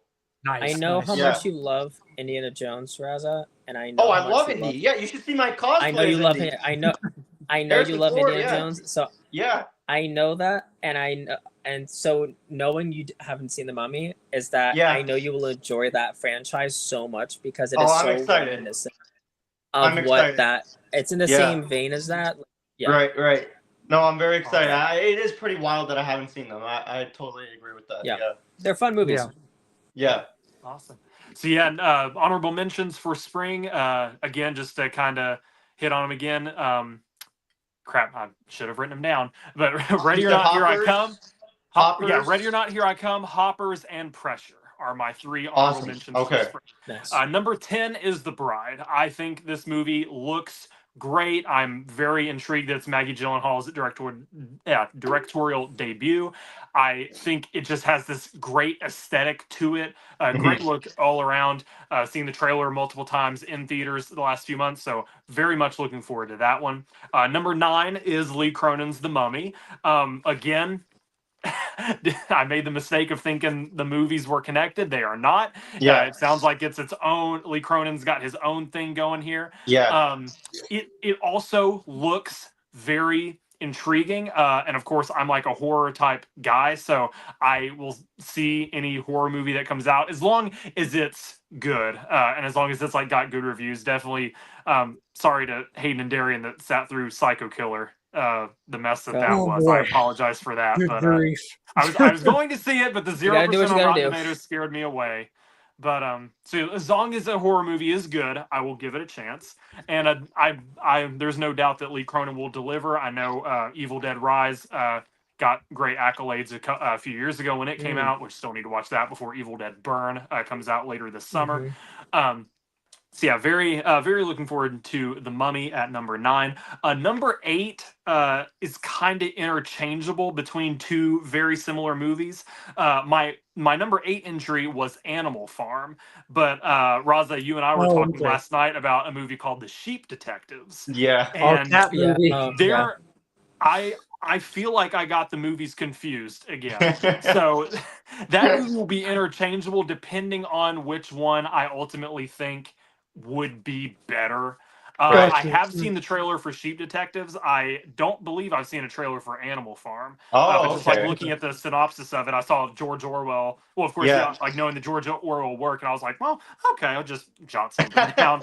I know I mentioned to you guys, like, there wasn't too much in the spring that, like, without like naming the bigger stuff, like there wasn't too much that like really is exciting me that much. But I did put Animal Farm kind of on the list as a viable option for the most anticipated. I'll say about Animal Farm quickly that like it was something I was very much looking forward to for like the last 3 or 4 years, because I knew Andy Serkis was behind it and making it, and so he was really adapting like the iconic book and everything, which most of us I think read in school, and so I was very intrigued by Andy Serkis's take. Originally I think it was supposed to be a motion capture film, but then that went out because it was too expensive or something. So then he changed it to animation, and then I think Angel Studios is now behind the film as well. Yeah, that's who actually is the distributor of it. So that was interesting. And then I went and saw the trailer, and it doesn't look anything like the book. And it looks almost like a parody, or like a really dumbed down kind of kiddie version of it, which I was not expecting at all. Because like I spoke to Andy Serkis about it 3 years ago when I met him, and he was like really like hyping it up, and like he was like so excited, and it might be good. Like I'm not saying it won't be bad, right. It'll be bad, but like it just doesn't look faithful to the book. So, but like I still like put my trust in Andy Serkis. I mean, whatever he's gonna do, I'm sure it will be good in whatever way it is. So that was just my interesting take on it. I do think the reason I put it on the list was because I saw it was Angel Studios, and I know I've talked about Angel Studios before. They are definitely an indie label that I love to support. I know we also talked about Solo Mio briefly before we went live. I still would like to see Solo Mio. That's probably why I did put it on the list. Now, the more I think about it, because I saw Angel Studios and was like, okay, we'll see that. We'll try and give it a chance. Right. So yeah, number 8 is Animal Farm or Sheep Detectives. We'll see. Sheep Detectives might be another honorable mention. That movie, I don't know what to think. That trailer, every time I see it, I'm like, you know what? By the way, that gave me a smile, but I'm not excited for it. What is it, Darren? The cast is huge. It is, The cast for Sheep Detective? Yeah. Patrick Stewart, Hugh Jackman. Patrick Emma Thompson. Yeah. Because I know Hugh Jackman got some big names in that movie. Who else is in it? Because like I know they're Emma probably Thompson, Patrick Stewart, the sheep, right? They're all probably yeah. Patrick, just the fact that Hugh Jackman, and like if you haven't seen the trailer, they actually spoil like he dies. That's that's the whole plot of the movie, and so it's like, oh dang. It's an interesting concept though. It's like it's an interesting who done it turned on like upside on his head. If that's it's like if they killed. It's like if they killed Andy and had the toys investigate it. Yeah, exactly. I didn't even think about that. That's the perfect. It's basically what it is. I never even thought about that till now. But. Yeah, definitely. Both could be interesting. Both look like they will attract families. And I haven't seen the trailer for Animal Farm. I know of it. I know the movie's coming out. Right. But I never saw the. Like I knew Andy Serkis had something to do with it, but I'm kind of getting that confused with Ryan Reynolds' film in June called Animal Friends. Yeah, he has a film coming out called Animal Friends. So I'm kind of like, oh, we have both of those. And like at South by Southwest, I'm seeing a movie with Gaten Matarazzo called Pizza Movie. And then there's one with Kevin Bacon called Family Movie. So I'm like, I'm seeing 2 movies, one called Pizza Movie and one called Family Movie. So I'm like, trying not to get them confused. But yeah, but But Joseph, you what number are you at? So number 8 was Animal Farm / Sheep Detectives. They could easily be interchangeable. Gotcha. Number 7 is Normal. This is the new Bob Odenkirk movie. It looks very much in the vein of Nobody. And I've not seen Nobody 2 yet, but I loved the first Nobody. And apparently they're playing this is South by at 35 millimeter. Ooh. Which will be really cool. Very exciting to see. Cool. So this I will go see a Bob Odenkirk movie. It looks very good. definitely excited. I don't think there's a trailer out for it yet, but definitely very excited to see what. There is a trailer, by the way. Is there a trailer? I can send it to you. Yeah. Okay. All right. I will. Yeah. I'll have to check it out then whenever we get off stream later. So yeah, definitely we'll have to see watch it. It looks just from the one picture I saw on IMDb, it looks like it'll be a very good movie. And like I said, Bob Odenkirk alone, his involvement was enough to pique my interest with it. So yeah, number 7 is Normal. Number 6 is A Great Awakening. This is an indie film not by Angel Studios, but I want to say it's Roadside Attractions, and it tells the story of Benjamin Franklin and another man in colonial times. I forgot to write down the name because I kind of just scribbled them all on here before we went live. But definitely takes a look into Benjamin Franklin's life and his relationship with this one guy. I know I said with pressure, my honorable mention, that any kind of like historical thing, especially like if it's American history, like I think I mentioned before with The Patriot being one of my all-time favorite movies, that anything with the revolution is something that I very much like. So I'm definitely interested to see what happens with that movie. Number 6 was A Great Awakening. Number 5 is Project Hail Mary. This one looks great as well. Ryan Gosling looks, the movie just all around looks great. Ryan Gosling looks like he's going to give a great performance, and I do have an early access ticket for it. I know I've mentioned it already. I'm very excited that I do not have to drive 2 hours away like I had to for Superman and IMAX. It's just a standard format, but that's all that I need for this movie. If I like it, I haven't decided when I'm going to see it, because we also have the early access IMAX screening on Monday, March 16th. Mm-hmm. But it's the day after the Oscars, and I'm planning on having an Oscar party. And so we might end up, watching a movie after the Oscars as well. And it's like, I was going to say too, I know originally I was going to do a live stream on Sunday night, the 15th, the Oscar watching live stream. Right. Probably not anymore since I'm going to be like in Austin at the festival. So I probably won't do that anymore. But along with like Project Hail Mary too, like there's, early screening on the 13th, early screening on the 16th. I'm going to have to watch it like the day it comes out, like the 19th or whatever, because I'm going to be so busy with tons of other, they'll be burnt out. So, with classes and everything, I'm like, I don't know if I'll be able to do it on the same day. So I'll have to see. I haven't figured it out. Right. Yeah. Yeah, so number 5 is Project Hail Mary. Number 4 is The Breadwinner. Nate Bargatze, anything with him, I will go see, which I know this is actually his feature film debut. So I'm very excited to see what comes of that. The trailer looks very, very lighthearted, very family-oriented. Definitely will be a fun movie. It was supposed to come out on March 13th, but got delayed to May 29th for like no good reason that I was able to find. I mean, I don't know if it's just because, I'm not sure why it got delayed. You know what also got delayed? What? The Cat in the Hat. Yeah. From November? I'm sorry. Did it get delayed from November? I was at the theater 2 days Burn ago. that movie to the ground, man. They still have the poster in place that says February 27th. I'm like, burn that poster to the ground, man. Oh, that movie was so we could have seen the Cat in the Hat by now. It was so bad. We could have seen it by now. So I'm glad I haven't seen it yet.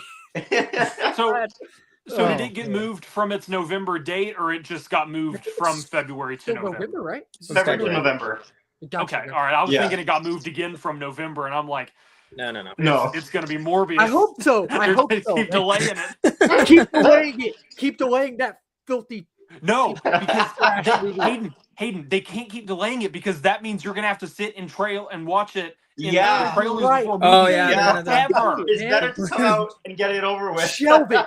Shelve the movie. But no, I would throw it in the garbage can. If they were to keep delaying it like they did Morbius or Kraven the Hunter, watch it be just abysmal which I mean it will be abysmal, because the trailer already looks like it is. It's just That's absolutely crazy. But Bill Hader though, we love Bill Hader. I love Bill. We Hader. love Bill I Hader. love Bill Hader. But we don't love necessarily toilet humor. Yeah, I know. No, come on, guys! The cat is so cool, but the movie itself, that's just the animation. Like Warner Brothers I don't even have animation a problem is great, with the animation. I don't have a problem with the animation, but just the toilet humor. I'm just. Oh, is it Warner Brothers or is it Illumination? Yeah, it's Warner Brothers. Yeah. Oh, I know it played because like every time I saw Superman, it played before that. Like I don't know how your guys' theaters work, but like the Cinemark that I go to, whatever. It played. Yeah, like whatever. Over whoever and over again. Yeah, it's like I think the pattern is whoever the distributor of the movie is, they get like a garbage can or 1 or 2 previews like before the movie actually starts. So for Superman, the trailer, every time I saw Superman, the 2 Warner Brothers trailers I got immediately preceding the movie were one battle after another and Cat and Hat. Yeah, same. It made me not want to watch Superman. Just kidding. Because I knew I was dreading that trailer. And when a good trailer would play before the Cat in the Hat trailer, I'm like, yeah, one battle after another. I was like, that's that movie, first Dr. Seuss movie since Benedict Cumberbatch's, I think, The Grinch. Yeah. Right. It's been a while. It's crazy that it's now at Warner. That like I guess the Dr. Seuss name is at Warner Brothers because I thought Illumination, like The Grinch and The Lorax, like those aren't horrible movies, but like the animation is very solid. Yeah, I like the Lorax. Oh, the Lorax is great. Yeah. So I would have thought they would have kept something like that at Illumination, but I mean Warner Brothers is still a solid animation division. I mean, I would say them, Paramount, and well, like aside from Disney, because like Disney ultimately I feel like would prevail, but like Warner Brothers, Paramount, and Illumination, I feel like definitely have the best non-Disney. The thing is, like, whenever I would see a trailer, I was like, before the Cat in the Hat trailer would play, I'd be like, you know what? That movie actually looks pretty good. And then the green, like, accompany screen that plays before trailers or whatever would happen, or it would show, and then the Cat in the Hat trailer would play, and my smile would just be like, exactly. And it's to the point where like you're going to movies so many times, you know immediately how like trailers start. Oh, crap! I've already seen. Like Ted Sarandos, put this on streaming. Seriously, like come on, man. Put it on streaming. I don't want to see it. I'm going on a tangent. I will say I'm sorry for interrupting, but I know how hated. No, you're good. So excited for the Cat in the Hat. I had to mention. Oh man, I'm so excited. Anything regarding that movie. I'm just going on a tangent. Oh gosh, that movie. Anyway, this is a happy place. Let's not talk about that. So anyway, what were we talking about? So yeah, The Breadwinner. I'm not sure why it got delayed. Yes. I was looking forward to seeing it in a couple weeks, hopefully with my family because they all love Nate Bargatze too. And I know I've mentioned before I can't get my family to many movies anymore. So this looked like one that I was going to be able to get them to. I mean, there's no doubt I'll still probably get them to it in May, but it's like why delay something like that? I mean, I doubt that there are like vital reshoots that they're going to be doing that would like affect the movie. But I mean, it is possible, but it's still, I don't know why the movie got delayed. But is The Breadwinner connected to the animated version in any way, or is it? No, okay. It's its own original story. Oh, okay. Because I like when you say Breadwinner, like that's the one that I think of, like the one that won an Oscar or something too, and. Yeah. Right. No, it's Bread. Didn't Blade get? Oh yeah, Blade's in the trash. There is nothing. Just forget about it. Blade. There is nothing coming of Blade. Just forget about it until we hear otherwise from Kevin Feige. Just forget. Like it's done. Blade's in Feige's trash can. It's there is nothing happening. I can just picture him going and taking the script and be like, "Yeah, all right, we're done with this for now." Wesley Snipes walks in and he's like, "I told you there was only one Blade." Mahershala Ali was supposed to play. Wesley Snipes is the one that threw in the trash. What is it? What is Mahershala Ali was supposed to be in that with Mia Goth. It was such a promising cast. Dude, I heard that he's like a perfect modern day Blade. The costume designer for Blade ended up working on Sinners, and she took a lot of the costume design really? and used it on Sinners. Yeah. Oh, I didn't know that. And Aaron Pierre was supposed to be the villain, apparently. Aaron Pierre. He was supposed to be the villain, I think. And then Mia Goth too. That's like Jean Pierre went and shot lanterns too. Like then he went to the blade just kind of was like, nah. I hope we still Mia Goth went to go do Frankenstein and Star Wars. We could still get it, but I mean, I don't know. We'll just have to see. Yeah, but, it's definitely not anytime soon. Yeah. No, So yes, to answer Raza's question again, no, this is not connected to the animated Breadwinner. This is Nate Bargatze's. Basically, I don't know if it's like. I mean, it's kind of hard to explain if it's like. I don't think it's necessarily based on his like real life family, but it's definitely a family type movie. His wife goes on Shark Tank and gets a deal for her business, and she like has to go out of town with these for like business meetings, and leaves Nate in charge of their daughter. So thus him being like the head of household, the breadwinner. So yeah, it definitely looks interesting. I know Will Forte's in it too from the trailer. So yeah, it definitely looks like a good solid movie, and like I said, Nate Bargatze can do no wrong. I'm excited to see with this being his film debut, and then seeing what else he does in his career. So, so yeah, the number 4 is The Breadwinner. Number 3 is The Mandalorian and Grogu. I mean, obviously it's Star Wars. Any kind of big like franchisey type thing feels like it's always going to be at the top of my list. So yes. So yes, it definitely looks great. This new trailer definitely has sold me more than the first one did. Very, very excited for it. Number 2 is Michael. I've never really been like the biggest Michael Jackson fan. Like I'll listen to his music whenever it's like comes through on my playlist, but I always like musical biopics. Like I have on my shelf like Rocket Man, Bohemian Rhapsody, I Can Only Imagine, which I know I mentioned earlier, like the Mercy Me story, and I Still Believe, which is like a Jeremy Camp story. So yeah, like I love musical biopics. This looks like it's going to be this just, I don't even know like the words to describe it. Like it's going to be a cinematic event for sure. Oh, absolutely. And it's going to make $1 billion easy. I'm going to say that. Yeah. It's going to make $1 billion. I'm very excited to see like how this movie plays out, like what it does. And I know there's still talk like, we don't know like a runtime yet, do we? No, but it's definitely over 2.5 hours, I'd say. But we do know the rating is PG-13. Yeah. The runtime is yet to be disclosed. Yeah. But originally, this was, again, we discussed this before though about being split into 2 movies. I don't know if we're just cramming this into one thing now. If it has to be 2. Very evident that I would say that this is the first part, because the trailer ends with the tagline, his story begins. Right. Like, you don't say begins and then that be like the only movie. Exactly. Right? Exactly. So I really do think that this is the first half. And I think they'll probably announce it at the end of the movie. And I don't think the second half will come out this year, because I mean there's like literally no room for it to come out. So I think they'll release it this time, like in April 27th. That's my guess. They'll be like Michael will return in Doomsday. Yeah.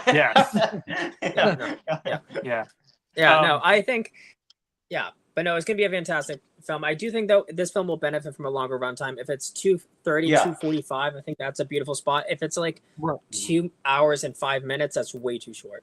And the great thing is that it will have premium large formats to itself for a good 3 or 4 weeks up until Mando comes out. So that's a good amount of time. Yeah. Getting back to like you mentioned he'll return in Doomsday. It's like, Michael, I need you to moonwalk to distract Doom. It'll be definitely interesting. You said you like music biopics. A great music biopic I'll recommend to is Ray with Jamie Foxx. I Walk the Line, the Johnny Cash biopic. Gotcha. And Straight Compton, which came out in 2015, and they actually got Ice Cube's son to play him, which is so cool. That's so cool. Right. And love that meta-ness of that. It's cool, man. Cool. It's a great. Those some great biopics. But no, Walk the Line was great. Johnny Cash literally handpicked Joaquin Phoenix. Yeah. Oh, really? That's cool. He did. Really? He handpicked Joaquin and Reese Witherspoon to play June, and they met both of them before they went into production, and they passed away before the film. Right before the film. Gotcha. Yeah. So yeah, those are some music biopics to recommend. But yeah, no, Michael's gonna be fun. Yeah, Michael will definitely be awesome. But so yeah, Michael's number 2, and then number 1 is the Super Mario Galaxy movie. I know I've said before, Super Mario Galaxy is my favorite Mario game of all time. It's like the game that got me into Mario, and I'm very interested to see how they work the story into just the movie, because it looks like they're taking elements from Galaxy and Super Mario Odyssey. So I'm interested to see how that happens, because I would have thought there's also some baby Mario. There's some baby Mario there. Yeah. So they're like they're weaving elements between like other Mario games with like the baby characters, and like of course, which Yoshi, like for Mario gamers out there, you know that Yoshi didn't appear in Galaxy until Galaxy 2, but I do know that they've said before it'll kind of like intertwine elements of both Galaxy games, so that'll be fun to see. I know the baby characters weren't in Galaxy. What I noticed that's interesting is that you actually had. You're so excited for Mario that you had it on your winter list and your spring list. Well, I think with my winter list, I had it because you went all that was back April. when I was thinking still like seasons, like actual season type things. So like I was going all the way up to like the end of March, and I was like, it comes out April 1st, so I throw it in there. But no, it looks very, very fun, very vibrant. I think, Raza, you've said before that Illumination is the perfect animation division for these movies. Oh, yeah, that's a direct quote from me. I said that. I said, like, Mario, honestly, when I found out that Illumination was behind it, I'm like, perfect. Easily the perfect studio. I mean, the animation, in my opinion, for Mario's design and everything, I think it's spot on. I think it's very accurate. It's very faithful. So it looks great. Yeah, so I'm very, very, very excited to see where the movie goes. So yeah, just to kind of recap, number 10 is The Bride. Number 9 is Lee Cronin's The Mummy. Number 8 is Animal Farm. Number 7 is Normal. Number 6 is A Great Awakening. Number 5 is Project Hail Mary. Number 4 is The Breadwinner. Number 3 is The Mandalorian and Grogu. Number 2 is Michael. And then number 1 is the Super Mario Galaxy movie. You know what I just thought of? I just thought of this, and I'm like, I need to see this. I need to see them do a specific Mario Kart movie and make it like F1 or Ford v Ferrari, and like and do that type of thing, but Mario Kart with Mario, Luigi, and everybody else, and do like a drama. Did you see? He did an SNL skit of that. Yeah, I was getting ready to say there's an SNL sketch with Pedro Pascal, because it was Pedro Pascal hosted SNL right around the time the first season of Last of Us came out, and it's an HBO Mario Kart series. Yeah. It's you said, but no, like get like get Joseph Kosinski to direct it and get dude, wouldn't that be sick? Like, wow. Well, Joseph Kosinski's done planes, he's done cars. Next, he's gonna have to do like, I don't know what, but jet skis. To be some sort of a or jet skis, man. I don't know. Bruce Wayne actually, I think Bruce Wayne was asking about Mortal Kombat, I believe. Yeah, so Mortal Kombat comes out in May. Yeah. Let's see, Breadwinner comes out May 29th, so I want to say that would put Mortal Kombat at May 15th, if I'm not mistaken, because it comes out like the middle of May. I think it's the first week, actually. Is it the first week? Because I have it on my Google Doc. Let me see. Because I have like a schedule for the whole year. I think it's like the first week, isn't it? It might also, not be. Raza, I need to get those tickets for the It might be the 15th. It's going to be so hard to get them. They're going to go so fast. Yeah, man. My best guess of when they're going to come out is May. Because looking at when Oppenheimer went on there, it was May. So, I'm wishing you the best of luck, because that's going to be Thank insane. you. Oh, so it's going to be... So that I'm so lucky I was able to get for 2 showtimes. I'm very lucky about that. Yeah. So you have that. I do know there'll be more showtimes added, but there will be. Yeah. So that Thursday, April 30th, Friday, May 1st, but Mortal Kombat 2 comes out Thursday the 7th. So technically, okay. I guess the second, or I guess the first week of May, something like that. But, so the official release would be May 8th and not May 15th. Yeah. So May 8th. Okay. Yeah. All right. So I was and I have heard that it's a lot better. I have heard it's a lot better. In the first trailer they released, great. Like I was like, Carl Urban's in it. The second trailer is actually coming out in 3 days, I think. they announced it's coming out the 25th. So, and we're getting a Scary Movie 6 trailer apparently attached to Scream 7, which is perfect. Yeah. Really? So, yeah, that's what I heard. really perfect. Yeah. Yeah, that's perfect, man. I still need to watch. I know I mentioned earlier I was doing the Scary movies along with Jack Arse as of late. I need to watch 5, but I've heard 5 sucks. So Scary Movie? Yes. It may not be the best, but check it out and have an opinion for yourself. You never know until you watch it. Right. You may be one of the 5% that likes it. But right. Hey. Because I know people hated like going along with like the I've Dimension never seen any of them. parody I've movies. Never seen any of them. So like going along with the Dimension parody movies, I know people hated superhero movie, but I thought it was hilarious. Oh yeah. It was. Well, same with just another teenage film too. Yeah, just another teenage film. I think with Scary Movie so far, like my ranking is 3, 1, 4, 2. Okay. I think because I like the first one, but I feel like I'm always like under the mentality of like the first is the best, but 3 made me laugh more. I think because Leslie Nielsen played the president and he dropped his famous line from Airplane. He was like, "I just want to let you know we're all counting on you," and that got me so hard. Because Airplane's my favorite comedy of all time. So the fact that he said that was enough to bump it like above the first one. So yeah, I think Scary Movie for me right now is 3, 1, 4, and then 2. And yeah, I guess I'll see where 5 comes in once I watch it. Thanks for joining J4 360. Appreciate you joining. Let's see. Awesome. My weekend was pretty good. Aside from Psycho Killer is great. Oh yeah, mine is that heaping pile of garbage. Yeah, I put off seeing I Can Only Imagine 2 for the 4th time today. Oh wow, that's me. That was me with Cold Storage. I was going to go see Cold Storage. Oh yeah. So last week for Valentine's Day, I had a ticket for I Can Only Imagine in early access, but I had plans that kind of overlapped it, so couldn't go. Thursday night, I spent watching the first one. Then I was going to go Friday, but then plans fell through for it. Yesterday I was going to go see it, and then today too, it decided to start snowing again after after being in the 60s this week. So I don't know what that's about. The weather over here.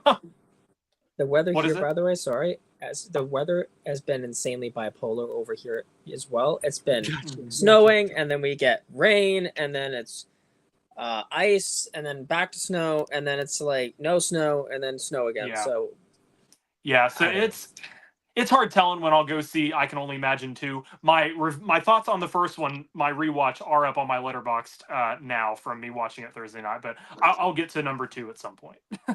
What is everyone's favorite movie? My favorite movie all time or this year? I would say for me, Across the Spider-Verse, dude. Like that movie. My favorite movie this year so far is Send Help. But my favorite movie of all time for this year so far, or just I was gonna say both of them, like this year and then like all time. Because if we're talking about this year, it's the Bone Temple. It's the Bone Temple. For yes, Bone Temple. I agree. For 2026 so far, my top 2, Bone Temple's my second one. I had to put Sam Raimi above it because he's my favorite director. Send Help and Bone Temple are my favorite so far this year. But my favorite movie of all time, not like a perfect movie by any means, but it's The Patriot with Mel Gibson. And I know I've mentioned before, like the discussions we've heard. Oh, this year, okay. Send Help would be mine. No, I've mentioned before on here, like The Patriot. It's not really a perfect movie. There are many historical inaccuracies with it, but I know I've said before I like anything to do with like the American Revolution, and it is the movie that I first saw that like allowed me to make the gap from like the kiddie stuff I had been watching to more mature, like age oriented stuff. Like allowed me to make that gap to what I don't want to say like real cinema, because I know there are plenty of like PG and G-rated movies that are great and that will always like hold a special place in my heart. But like, just like how old I was when I first watched it and the impact that it had on me. So the emotional attachment. Yeah. Exactly. Yeah, absolutely. So I've also- only seen one movie this year, which is, as I mentioned, Epic, the Elvis in concert. So I really There you can't. go. It's not even a feature film. So I mean, that's literally all I've seen. So that's my favorite. There you go, man. There you go. Yeah. Mine would be the Bone Temple, and then same with Joseph, be Sent Help in second place. But I'm concerned about the future of the 28 franchise because the third film's in limbo because nobody saw the second movie. I read some about that, and I was like, oh, I mean, Apparently, the way it ends, Netflix. Oh, sorry. Go ahead. Sorry, I was gonna say Netflix wants to take it, and Danny Boyle said no. I want to put this in theaters. Oh, he said so no, Sony's in no release to actually put this third film out. Garland has the script done. He wrote it last year. Oh shoot! They're just waiting for the studio to greenlight it so they can start filming. Yeah. Okay.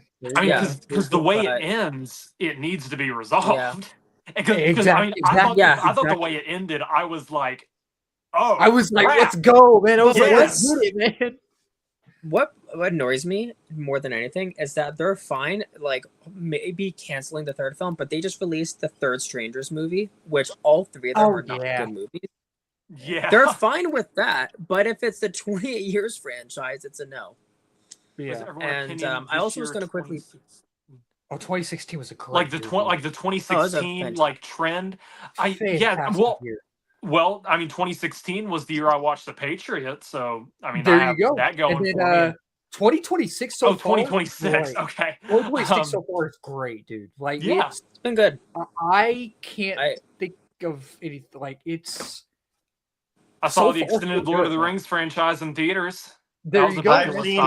I saw The Dark Knight in IMAX.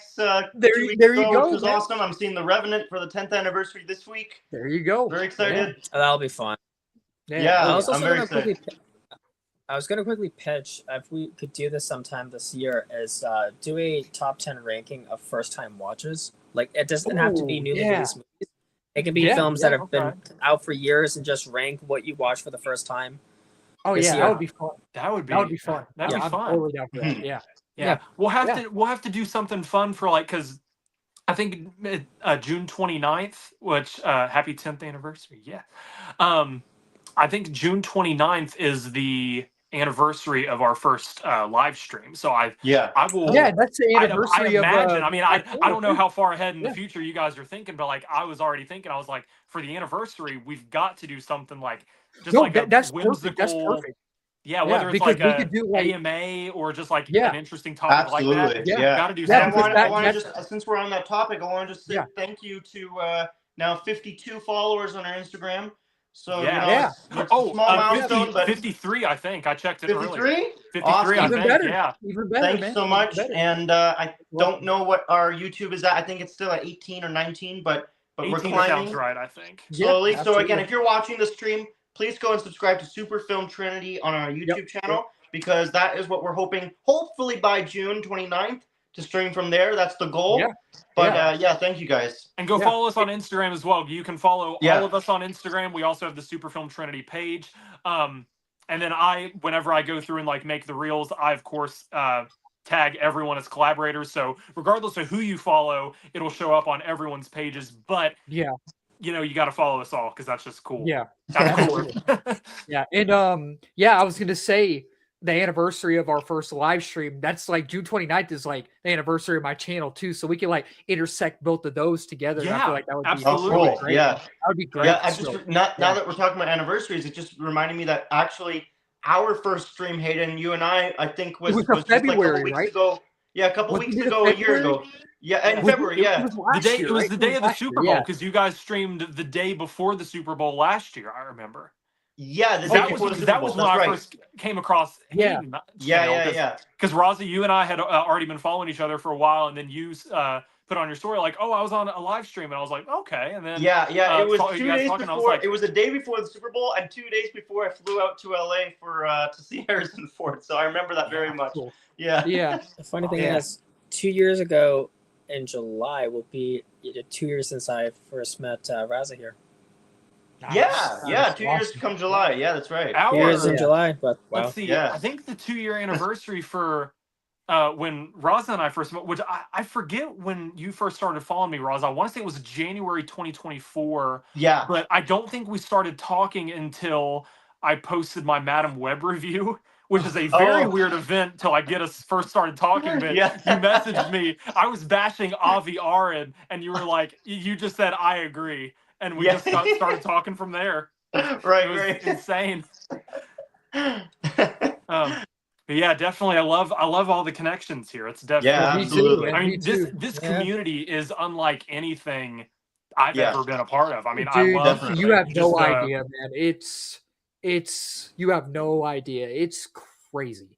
Like if we were all in the same city, if we grew up together, went to school, we would have been the best of buds easily.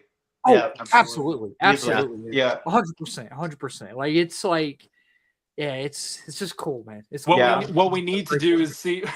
And I was gonna say this is gonna be stupid, but just like if there was a neutral, like a very neutral point, like between Toronto, West Virginia, Calgary, and Austin, that was like the same distance for all of us to like go. I mean, I'm saying New York. I'm saying New York. New York is we got cool. New subscriber. Yeah, I love New York.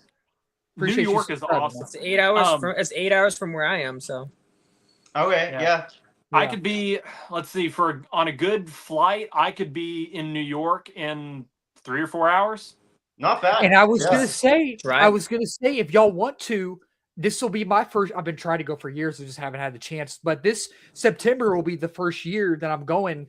In September of every year in Austin, they do Fantastic Fest. It's another film festival. It's the horror film festival, and this year's from September 17th to the 24th, and the badges are going to go on sale, I think actually the 25th, so a few days from now. So if y'all want to, dude, I'm so excited for it. Like the ticketing system I hear is not very good, but what you do is, so you'll get your badge in the next few days if you buy it then, and then around September, they have like different. Like the different badges you can get your tickets like in advance at certain times or something on the lines of that. But if y'all want to, dude, that would be awesome, man. I will say, I between Fantastic Fest and Doomsday, I would probably more likely lean toward Doomsday. Yeah, because I mean, I doubt financially I'd be able to make 2 flights to Austin. Yeah. I would, but I'm right smack dab in the middle of TIFF. Gotcha. Yeah, I was just you're talking about from the 10th. TIFF is from the 10th to 20th, I believe. I was gonna say that's September, right? Isn't it September? Toronto International Film Festival. Yeah. September, so right? basically, you usually do in the beginning of September, but they do it after Labor Day every single year. Gotcha. So Labor Day this year is oddly very late. Yeah. So it'll be later for TIFF. Yeah. But a New York Comic Con one year would be cool to do because I've never been. I was like me and Spike, me and my buddy Spike were talking about going this year, but it's just not looking like it's going to happen. So a New York trip with the guys would be fun. I think. Yeah, D23, Ross. I know you're going, and I know Joseph, you're not able to go to D23 this year, and I was gonna go, but unfortunately the Trinity will not be at D23. That is very sad. Yeah, but hopefully next. I mean, I will say that the Trinity is hoping for at least Star Wars Celebration maybe next April, maybe. Yes, which is in Orlando, right? It's in LA. Okay. Oh, okay. Interesting. Okay. All right. Yeah. It depends on when in April it is. Is it like literally April 1st to 4th? CinemaCon 2. Okay, so with busy season at work, that might not work. I don't know. Okay. But you mentioned like a Disney World trip sometime next year, right? Oh, which might have been why I was thinking Orlando. Yeah, I mean that's something I'm like I would love to do. I don't know yet. Like I literally have no idea. I've been wanting to. I definitely want to do SDCC next year too because I wanted to go this year. But yes, no, I really do want to try for SDC because I think next year. I don't know what Marvel's plans are for this year. I'm gonna guess that if they go, they're just gonna do Doomsday stuff. Probably, which I'm okay with. Which is cool. But then next year. Maybe they might announce what comes out after the Multiverse Saga. Maybe. I don't know. Yeah. But like I think it will be big nonetheless. So I would love to go. Yeah. But anyways, let's get to my top 10. We're just shooting the breeze again. Okay. So number 10 is as Joseph already touched on, the Chief Detectives. I don't actually have any honorable mentions because, as Joseph also said, like just looking at the list, there wasn't a whole ton that kind of was exciting me, anyways. So, but so I have a strict 10 at least. So number 10, Sheep Detectives. That's a different movie. Sheep Detectives is it looks intriguing to a degree because I like we said, the cast is cool with Hugh Jackman as the lead human actor, and then we got Patrick Stewart and Emma Thompson as the sheep, and I think there's a couple other Brits in that sheep cast as well. And it seems like an original story. I don't know if it's based off of a book or not, but it seemed kind of interesting because it was like Hugh Jackman's character is I guess the farmer or something, and like oversees all these sheep, and then one day he just pretty much like drops dead tragically, and the sheep like need to kind of they want to investigate like what the heck happened to their owner. So like they kind of go on like this mystery of like a whodunit type of thing, and so I think that it could be cool. It could be fun. So that's my number 10. Number 9 is a movie that I didn't know about until I was looking at my list and trying to figure out what could be on the list. And I didn't know that Guy Ritchie had a movie coming out in April with Jake Gyllenhaal and Henry Cavill called In the Gray. In the Gray. Yeah, and so it's with those two. Isa Gonzalez is in it too. Yep. And so it seems like a good cast. I've not seen a trailer for it yet, so I don't know what it's like. But the fact that it's Guy Ritchie, Jake Gyllenhaal, and Henry Cavill, I'm sold. And the concept is really intriguing. Oh, do you know what it's about? So I remember, was it April last year when John Campion went to CinemaCon? Maybe it was CinemaCon 2 years ago. I don't remember. Okay. But I think he was talking about it.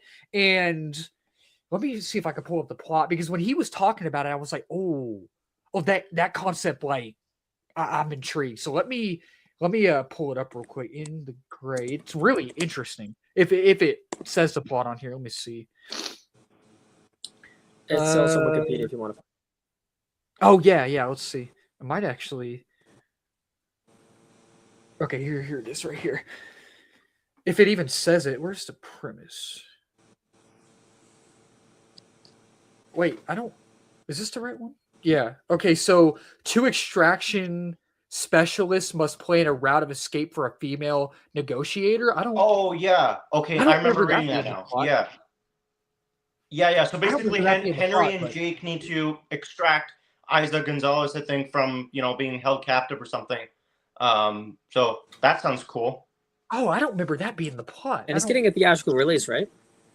I don't know, actually. I'm gonna assume yes, because Guy Ritchie's movies normally do, I think. Right? They better ramp up the marketing, though. I'm gonna assume. Yeah, they better ramp up the marketing. I don't even know the studio behind it. Is it Netflix or is it someone else? It is. I can tell you. Guy Ritchie, I think he's usually MGM. Lionsgate. Is it Lionsgate? Okay, yeah. Lionsgate. Okay, yeah. Okay, cool. Okay, yeah. So it should get a theatrical release then. Who's excited to watch the Super Mario Galaxy movie? Definitely all of us, but Joseph the most, I would say, for sure. Yeah. So, yeah. Favorite Mario game ever. I'm gonna critique it hard. Okay, so that was my number 9, In the Gray. Number 8 is a movie that we haven't touched on yet called The Magic Faraway Tree, and this is with Andrew Garfield. Andrew Garfield and Olivia. I always forget her name. Olivia Holt?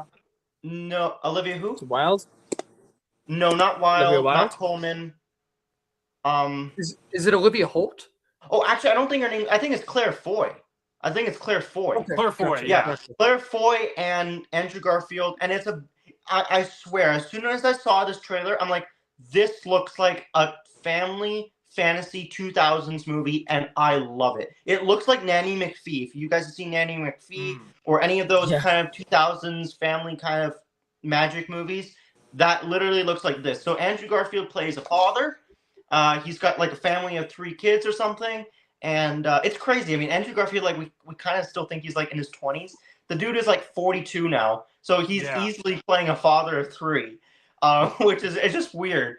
but so he's a father, and they like I think they're either going on vacation or they're moving, and they go to like I think they're on vacation to like their grandparents home or something, and it turns out to be like this very magical area, and there's like I don't know fairies or something. It seems very kind of 2000-esque fantasy, so I'm interested. I think it's going to be very heartwarming. So it's called The Magic Faraway Tree. I will go Google And that. there's no release date. There's no North American release date yet. It's actually just set to release in the UK. I think. Oh, okay. I think in March, but I would assume that it would very quickly get a North American release around that time too. And number 7 is The Bride. Maggie Gyllenhaal's The Bride. So again, I'm not a huge horror guy, but I do watch the over the years now. I do watch like the more intriguing plot ones, I would say.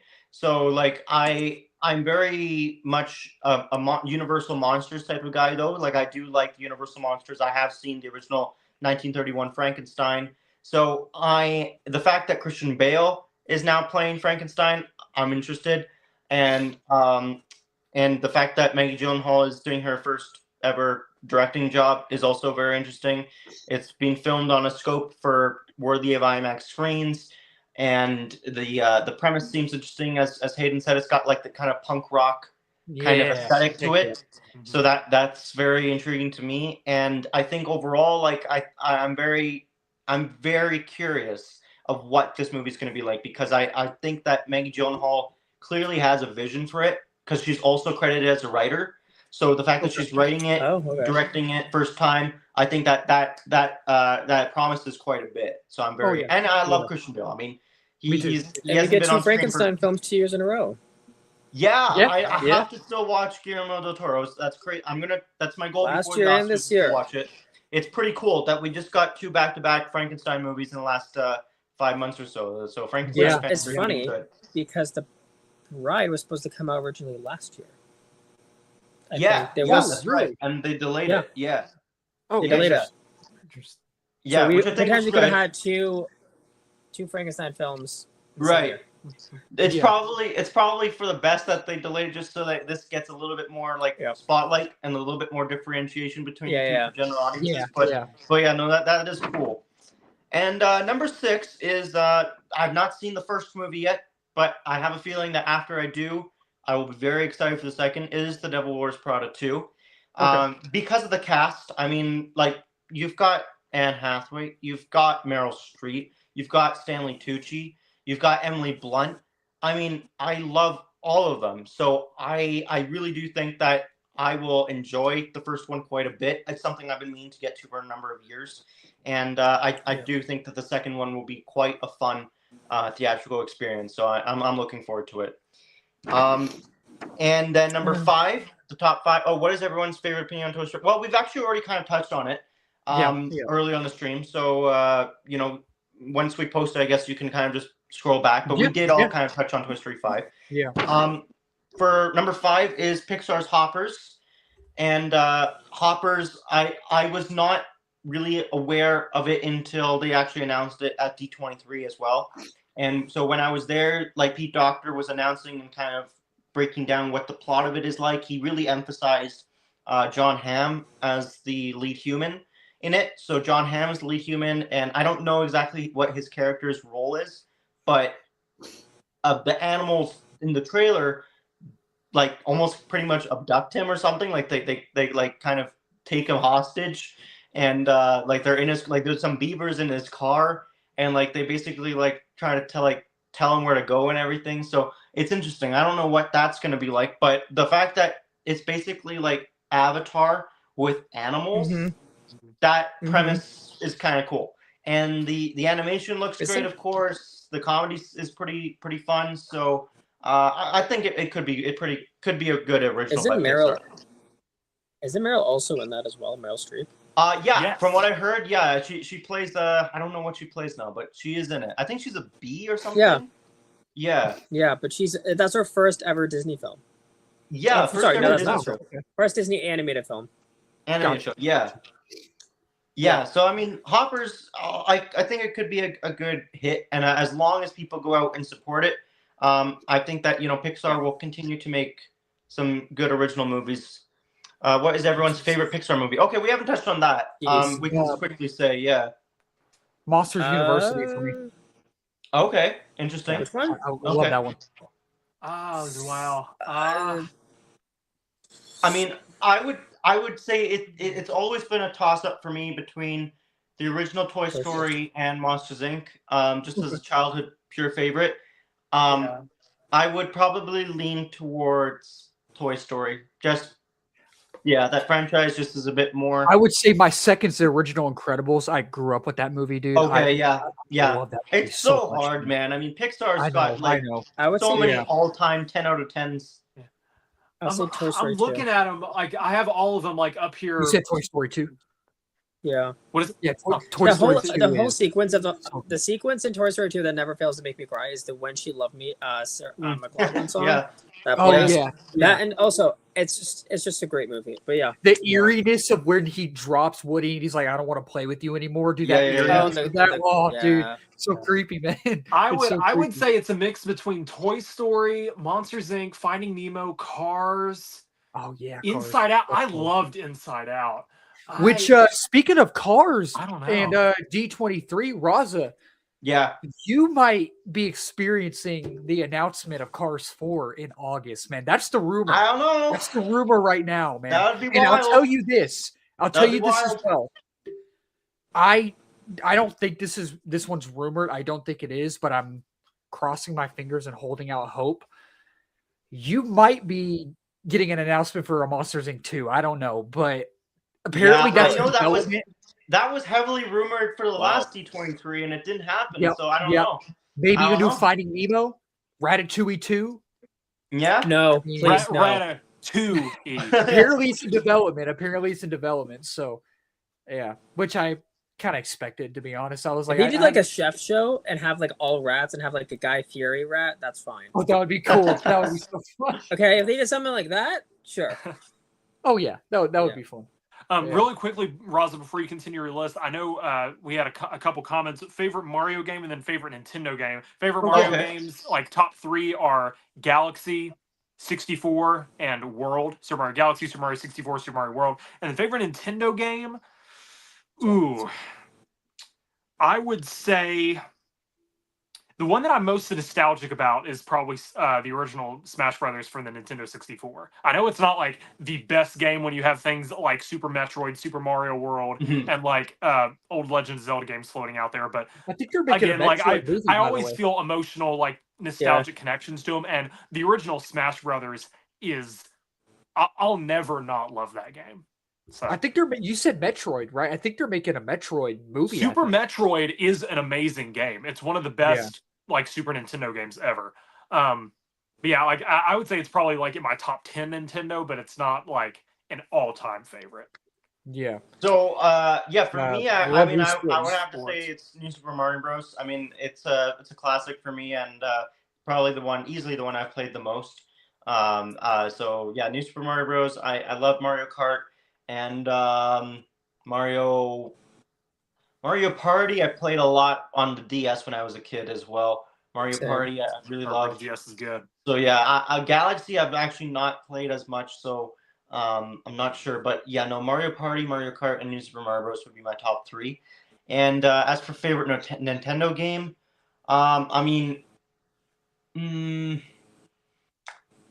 would still be a Mario one. I would say maybe. I'm gonna have to go with New Super Mario Bros. Again. Like either the DS or the Wii versions. Yeah. Solid. Yeah.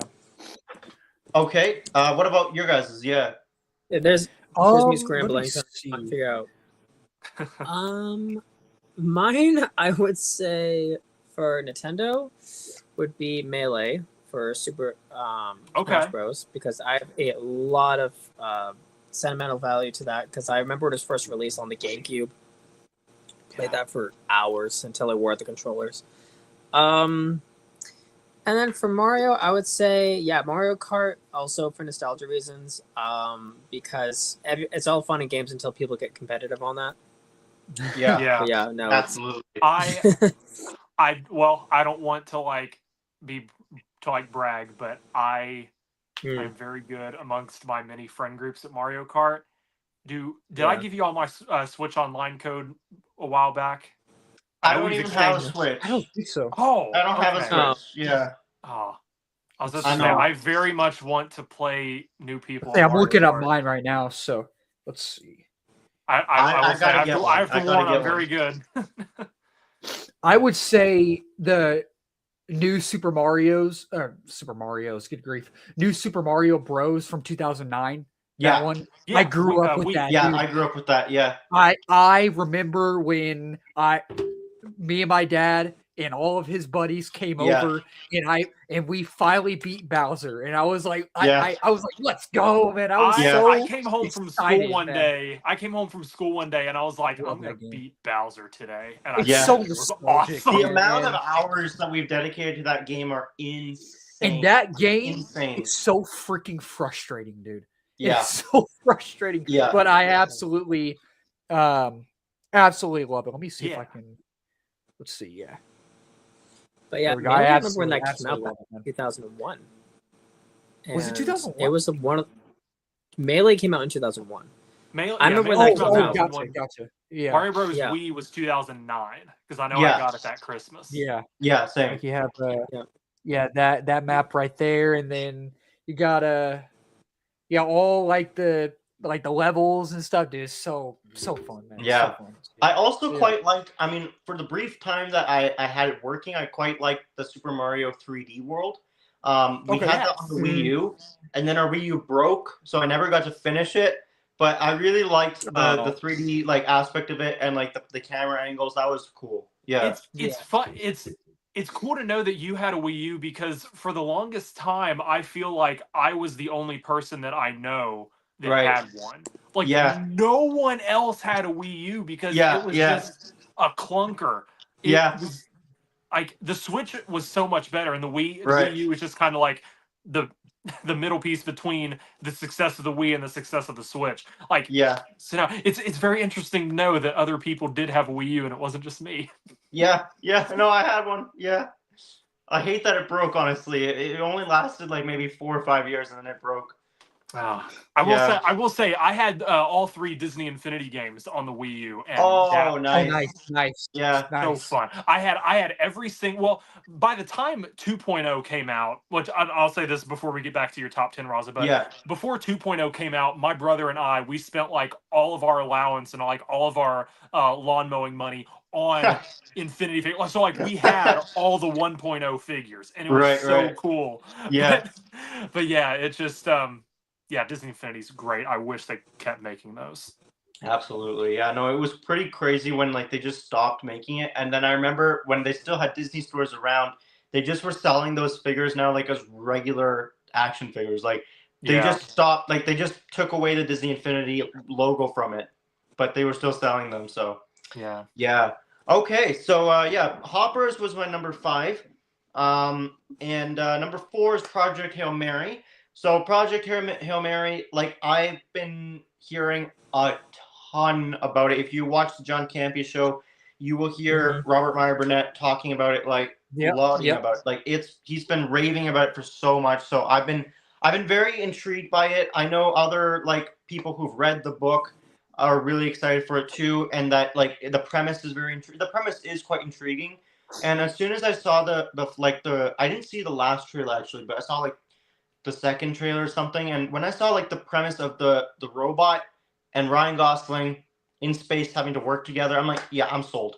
Like anything that's got a robot, like a friendly kind of robot with an astronaut, and like they have to save like the entire universe or galaxy or whatever, or Earth in this instance, I'm like, exactly, I'm so there. And the fact that Chris Miller, Phil Lord, the creators behind the Spider-Verse are behind it as well. They're filming it for IMAX. Unfortunately, my city's been completely left out of the 70mm experience again, but we're still gonna get it in 190. Same with Austin. Same with Austin. I don't get it. I think they're doing it in Dallas, I think, which that might be the only place in Texas that they're doing the 7. millimeter because Yeah, I don't. I feel like I want to go to Toronto just to experience that. Because the Cinemark Yeah, IMAX hey, in if you want to downtown come down. Dallas is a Yeah. 70 millimeter. Never been there, haven't been there yet, but Right. Yeah. Yeah, I was Yeah. thinking about it because I'm like, well, I could make it work because there's also the Comic-Con in Toronto happening in mid-March, and It's that same weekend, I think. It's the same weekend, yeah. So I mean, It is. maybe, I don't know. I don't really have the means right now, but it would be cool if it could. Yeah, But yeah, anyways, Project Hail Mary seems very intriguing. Honestly, people have kind of said like it could be like the Interstellar of like the 2020s, which I don't think is a far fetch at all. Looking at the visuals, I mean, it looks quite beautiful. So I'm excited for that. The Super Mario Galaxy movie is my number 3. So I mean, we already said we're big Mario fans all around, and I love the first movie quite a bit. I think it was my 4th or 5th favorite movie of 2023. I can't remember, but it was really high up, and so I really enjoyed it. I've only seen it once actually, so I'm very excited to rewatch it before Galaxy. But you know, the fact that they're jumping from like world to galaxy again, like I know we touched on that too before, is quite interesting. Like they basically I've gone to the max, I would say, of like what a Mario movie can be. I mean, not a Super Smash Bros. Level, but like a Mario movie with Galaxy. Mm-hmm. And so, who's Brie Larson playing again? Rosalina. Yeah, Rosalina. Yeah. Okay, yeah. So Rosalina's in it. That's cool. Is Daisy in it? I don't think so. I don't know. Because Daisy's not in the Galaxy games. Oh, she's not in the game. Yeah, that's right. No. Okay. So it's just Rosalina. Yoshi. I mean, who doesn't love Yoshi? So the fact that they're bringing that character in, I remember the Easter egg in the post-credit scene of the first movie with the actual legit egg, Yoshi egg. So that got us all hyped up. And no, I'm pretty sure there's gonna be a lot of Yoshi merch. A lot. I really hope so. I mean, Pillsbury has the Yoshi cookies. They have like the pre-formed cookie dough in the shape of eggs, which I've not seen at the store yet, but I would imagine it's coming quite soon for the movie. Awesome, and, yeah. I want a lot of Yoshi merch. I want a Yoshi popcorn bucket, and you know all the whole deal. So I'm very excited for Galaxy. Yeah. Another animation sequel that just got greenlit I wanted to mention was Sonic 4. They just actually got Sonic 4. Oh yeah. Yes, Kristen Bell's gonna play Amy. Right. Yeah. I actually still have to see. I haven't seen any of the Sonic, so I have to see them. I've only seen the first one, and the first one is great. I like them. They're fun. Yeah. They're fun. And you have the Knuckles series, which I thought was fun. The Knuckles series doesn't add anything, but I mean, it's fun. Keanu Reeves plays Shadow in the third one. Yeah, that's cool. Yeah. He sounds cool. Yeah. So and then you have Jim Carrey as. Yeah. I'm excited. I'm excited for The Boys season 5. Oh, I'm so excited. I've not seen. Well, no, I've seen season 1, but I need to watch. I gotta binge all the entire. I have to binge them. The entire show. I have to watch it. I have to watch it's shot all around Toronto. Yeah, and I know every single location of where they like. For instance, the Vought Tower is basically it's Roy Thompson Hall with a CGI building thrown on top of it. Cool! Oh, that's cool. Yeah. And I know a ton of friends of mine who have been extras in the show who are on the show and they can't tell me anything. Nice. I know some of my friends who are also on Vought Rising, which is also filming in Toronto right now. Yep, they're filming that too. Yeah. But the entire cast has been here for multiple conventions because they've been filming here for like 7 years. And so that's cool. Yeah, season 5 will be, and I hope they stick the landing because if they do, it'll be one of the best like superhero shows, period. But yeah, that show slowly turned into a documentary of what's happening in the real world. But yeah, it was supposed to be a satire, but it's kind of like melded into reality now. Okay, cool. I know. I think before. I think like the season 4 finale, which I know I've not seen. I've only seen season 1. Yeah. But I know the way season 4 ended. And the way, like the timing, which I won't say what happened because like I don't want Hayden like anything to like happen to Hayden's channel, but like a very like polarizing and shocking event that happened a couple years ago happened right when the season 4 finale happened, and they actually had to put a notice on it that said This episode is very similar to what just happened in the world. Yeah. And gotcha. we do not condone any of that action. And it was insane. Yeah. So I will say though, they've made 3 shows for The Boys. I mean, The Boys, Vault Rising, which you're filming right now, and then there's Gen V, which is shot at URAT in Toronto. Okay.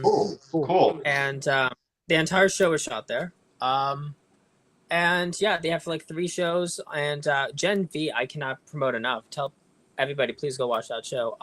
But yeah, The Boys is a great show, and that and Invincible are like the best like adult themed shows, because I've been saying for years The Boys is an essential show for superheroes, because as much as I love Marvel and DC, they've become very like family oriented, whereas we can have things that are for older audiences that are not primarily for younger audiences, and that's what The Boys is, and it's nice to have something that's just for older audiences. Yeah Absolutely. J4360 is asking favorite superheroes. For DC it's Superman, for Marvel it's Spider-Man. For me, it's Spider-Man for Marvel and Batman for DC. I would say Spider-Man, but I just watched a very early DC film a few days ago, which has become one of my new favorites. It's called Constantine. Okay, yeah. Never seen it. Right. I'll say Flash.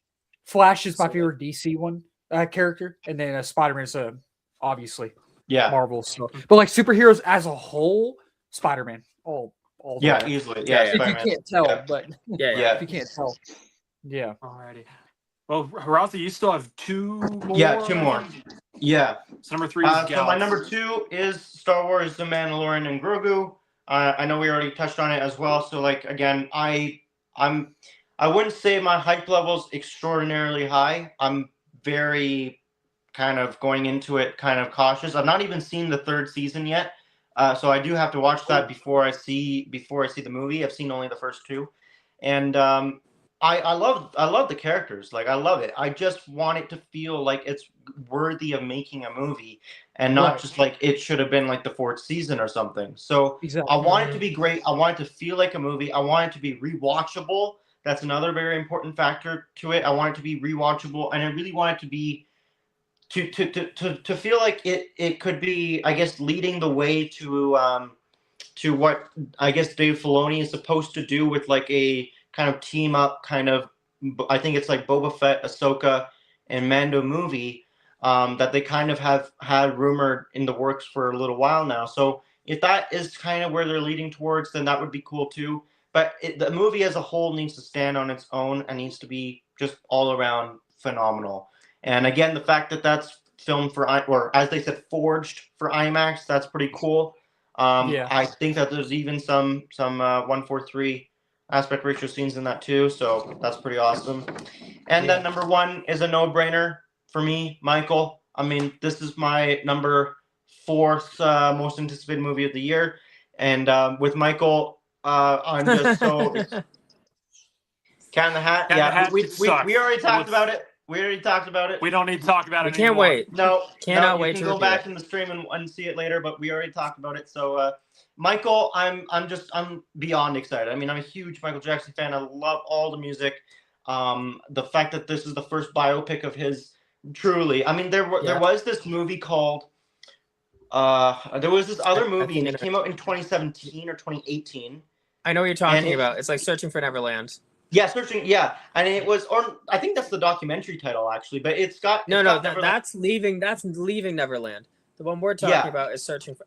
Searching. Yeah. Okay, Searching. Okay, so that one had it actually starred another Michael, like an actual lookalike actor, who they just plucked out and was like, yeah, let's get you to play Michael Jackson, and he did a great job, I would say. And I've only seen that once. We watched it many years ago.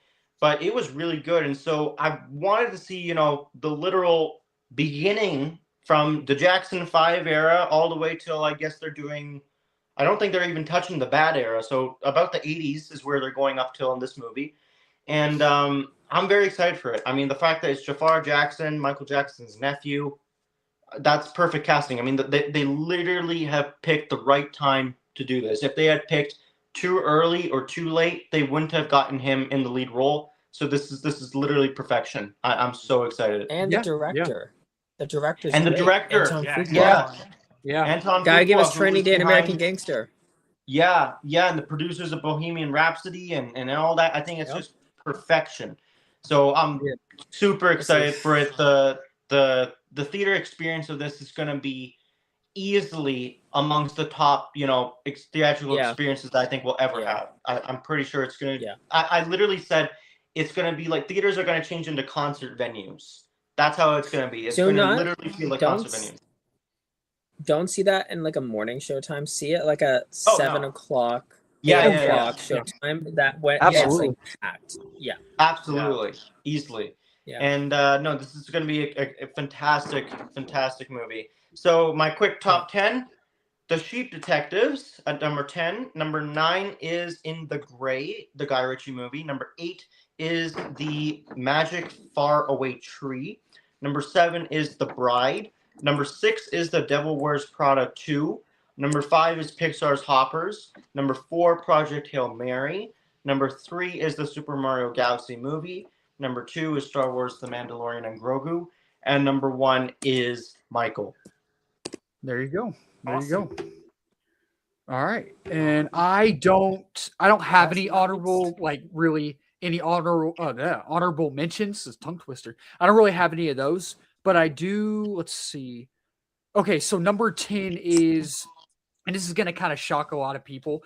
And especially when I say this, I haven't really been on the same page with a lot of people on this movie. I'm still excited for multiple reasons, and I'm still obviously going to go see it. But number 10 is Project Hail Mary. I haven't really been on the same page as everybody else. Like I haven't really been feeling the overall hype as everyone else because I haven't read the book. I didn't know it was a book until like a while back or whatever. But I love Ryan Gosling. He's one of my favorite actors. He's great. And I'll go see anything he's in. And I love Lord and Miller. They did the Jump Street movies. They did Cloudy with the Chance of Meatballs, which I grew up with. I love the Spider-Verse movies. I love the Lego movie. And they're great. And I think the last trailer that they released at the Super Bowl, really good trailer. That was a good trailer. I like the music that was in there, the song or whatever. And I think visually it does kind of look like Interstellar. It does. And I really wish there was a 70mm screening in Austin, but sadly there's not. I would drive to Dallas, but to go see it. But yeah, number 10 is Project Hail Mary. And number 9, another one that I haven't really. Or go ahead, Derek. What were you gonna say? No, I was just gonna quickly chime in and just say, fun fact. Yeah. Me and Ryan Gosling grew up in the same hometown and I actually was born in the same hospital that he was actually born in. Really? Oh, that's cool. Wow, that's cool, nice. Man. It's funny. He's born in London, Ontario. Yeah, it's funny how that happens, man. Let's see. Got it. Oh. Got it, Jake. Good work. Okay, awesome. Well, hey, I appreciate you. Thanks. Appreciate you. It's getting dark out. He's got to go be a vigilante, Bruce. Yeah. Wayne. Oh, that's a Dazed and Confused reference. Wait. Check you later. Okay, I guess it's from. He's quoting that from the movie, right? I'm guessing. I don't know, but either way, man. If you have to go, I appreciate you. Appreciate you joining. Let's see. I like Stranger Things. Stranger Things, definitely. Favorite TV series? Favorite like cartoon that like I grew up with and I'm found myself still watching yesterday with the new movie is SpongeBob. I will forever say that the like original seasons of SpongeBob are great, and the new movie is actually not bad. I was afraid it was going to be with the I Spy song, but it's actually pretty good. So favorite like cartoon is SpongeBob, and then favorite like series. I love Friends. I have like all the individual season box sets like along this wall here. Yeah, I don't have that box set, but I have seen that box set before and it's very cool. But yeah, I like live action like sitcom type thing. I love Friends. Like Friends, Seinfeld, Everybody Loves Raymond, like anything that just makes me laugh. I like. Yeah. Let's see. So yeah, number 2 was Project Hail Mary. Number 9 is another movie that I haven't been over the top hype for. But I mean, obviously I'm still going to go see it. Is the Super Mario Galaxy movie. I like the first one. I really do. But this one, I guess maybe it's because I think I've played Mario Galaxy maybe once when I was younger. Maybe. I think. It might have been a different Mario game, but I haven't really been on the same page as everyone else, like I said, for Project Hail Mary, but still going to go see it. I love Mario. I grew up with the Mario games. I did. And that's number 9. Number 8 is the drama. I haven't been over the moon excited for it, but the last few times I seen the trailer, I'm like, you know what? This actually looks like this could be really good. It really, and I think it's A24, right? Is it A24? It is, yeah.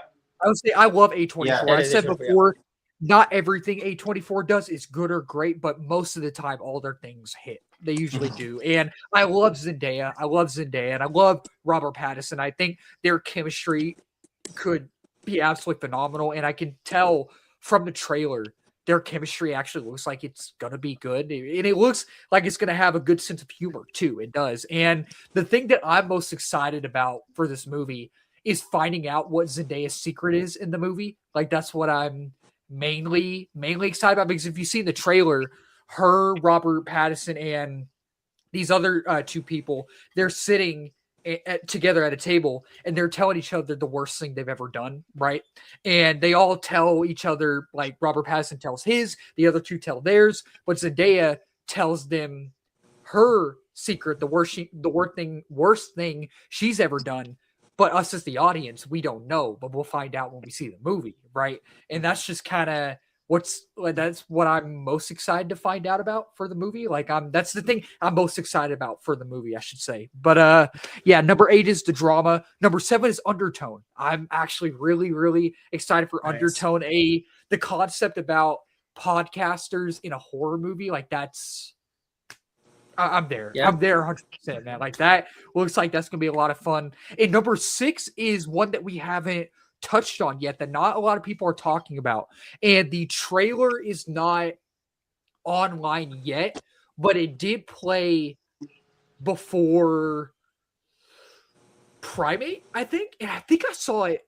I think it played before another movie I saw recently. Wait, what was it? I said I totally forgot Primate came out this year. Oh, yeah. Passenger. Have y'all heard of Passenger? No. I think so. I know the Chris Pratt Passenger. Yeah, that yes. So this one is, it played, the trailer's not online yet. It comes out in May, and it played before Primate. And I think it played before another movie I saw recently. I don't remember which one it was. But the concept is really interesting. It's about these 2 dudes, these 2 friends, are driving on this this road with trees everywhere, and they have to pull over, and one of the guys gets out to go pee, right? And the other guy's in the car, but then the other guy who was peeing comes back, and his friend's missing. And then he drives, and it's like a loop, and he's driving. And let me read read the concept, because it's really interesting. But when I saw the trailer, I was like, I do remember seeing something like that. I think it was before Primate. Yeah. I can't remember what studio has it, though. Like, so it's May 29th. Okay, so it is. Oh, it's Paramount. Okay. Okay. Oh, wow. That makes sense. I know I said earlier, like, whatever movie. Oh, yeah, because see, like, similar distributor Paramount, right? trailers. Yeah, Primate was Paramount. Or Furious George, we should say. Exactly. I also did not know bananas. this.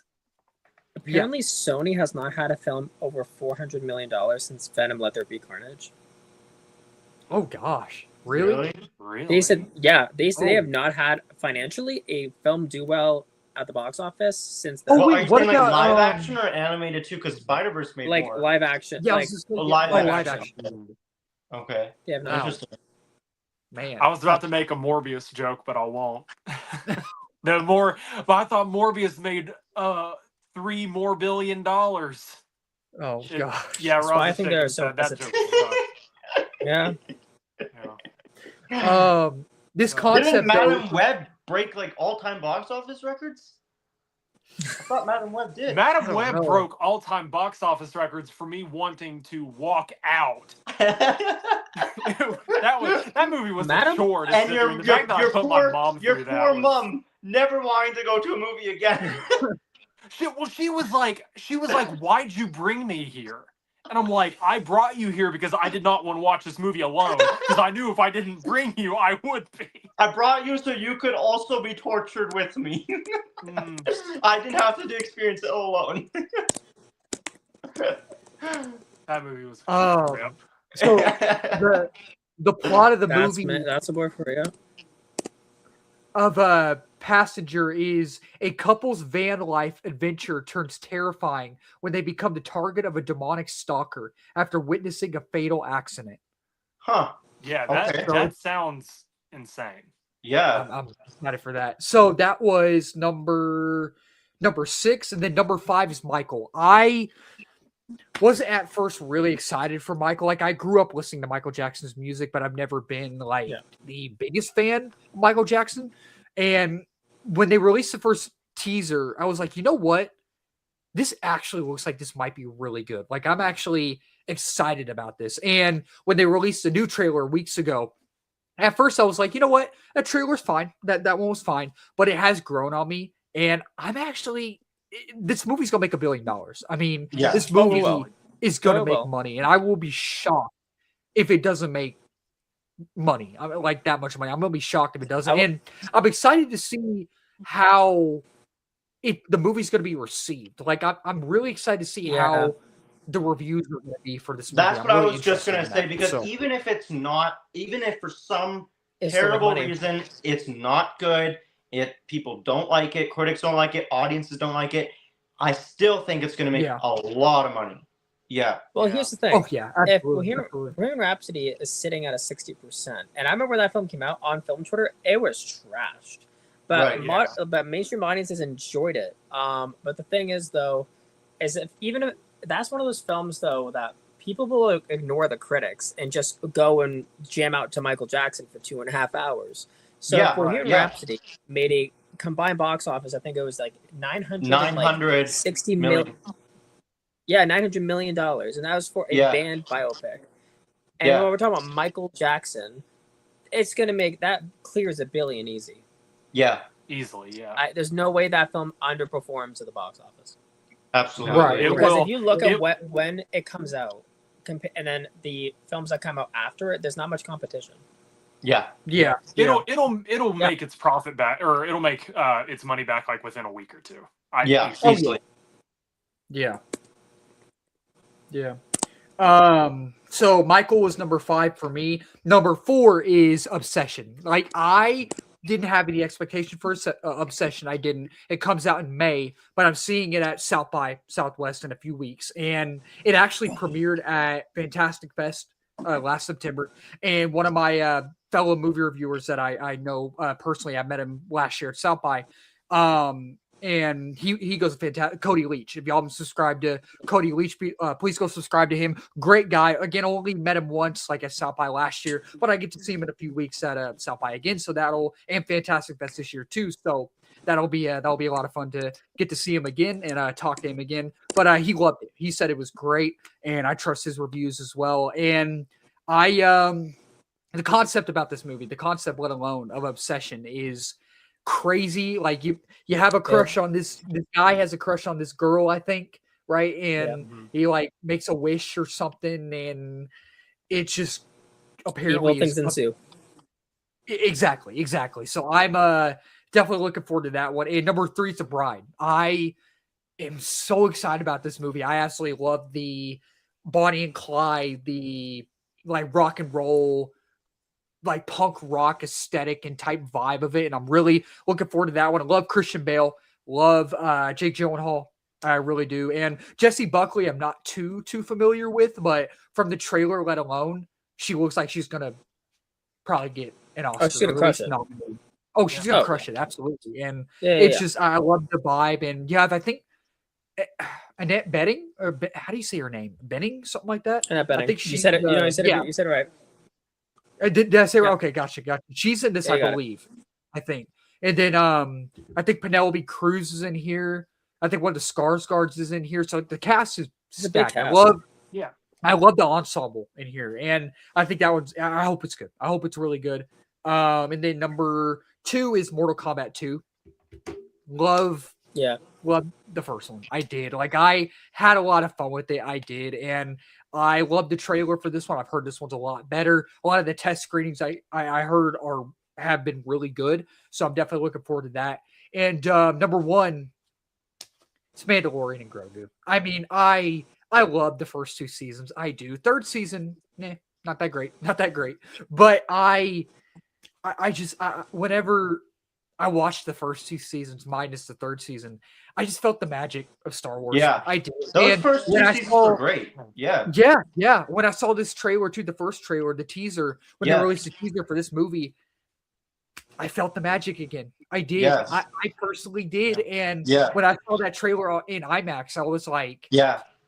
I'm so excited for this. So, isn't for it the first Star Wars film in theaters since Skywalker? Yeah. 2019. Yeah, 6.5 years. Yeah. This is crazy, man. That's wild. Yeah. It's the Hopefully first Star Wars regret my decision to go see it, like Rise of Skywalker. the first theatrically released Star Wars film in the 2020s.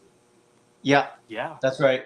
Yeah. Wow. That's wild, man. Yeah. That's wild. And odds are we will probably only get maybe like 3 movies this decade. Because we've got the Starfighter next year, and then I don't think anything else is in production just yet. But maybe there will be one more before the end of the decade. So yeah. My next live stream, I don't know. I don't because again I was gonna do one for the Oscars, but that's Sunday night the 15th. But again, I'm gonna be at South by, so I won't be able to. That's something live streams are usually like, unless there's like a big topic or anything like that, we usually just plan them like, I guess when we see fit would be like best. We've been doing good about like keeping it like at least twice a month.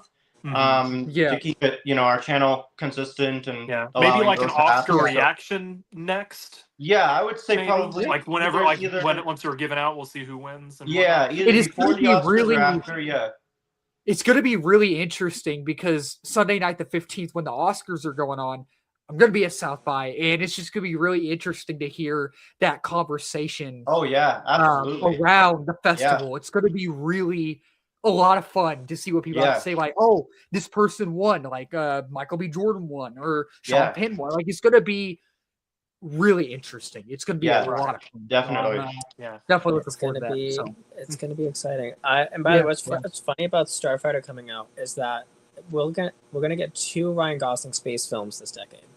Yeah, that's back to back. Yeah. I'll be right back, you guys.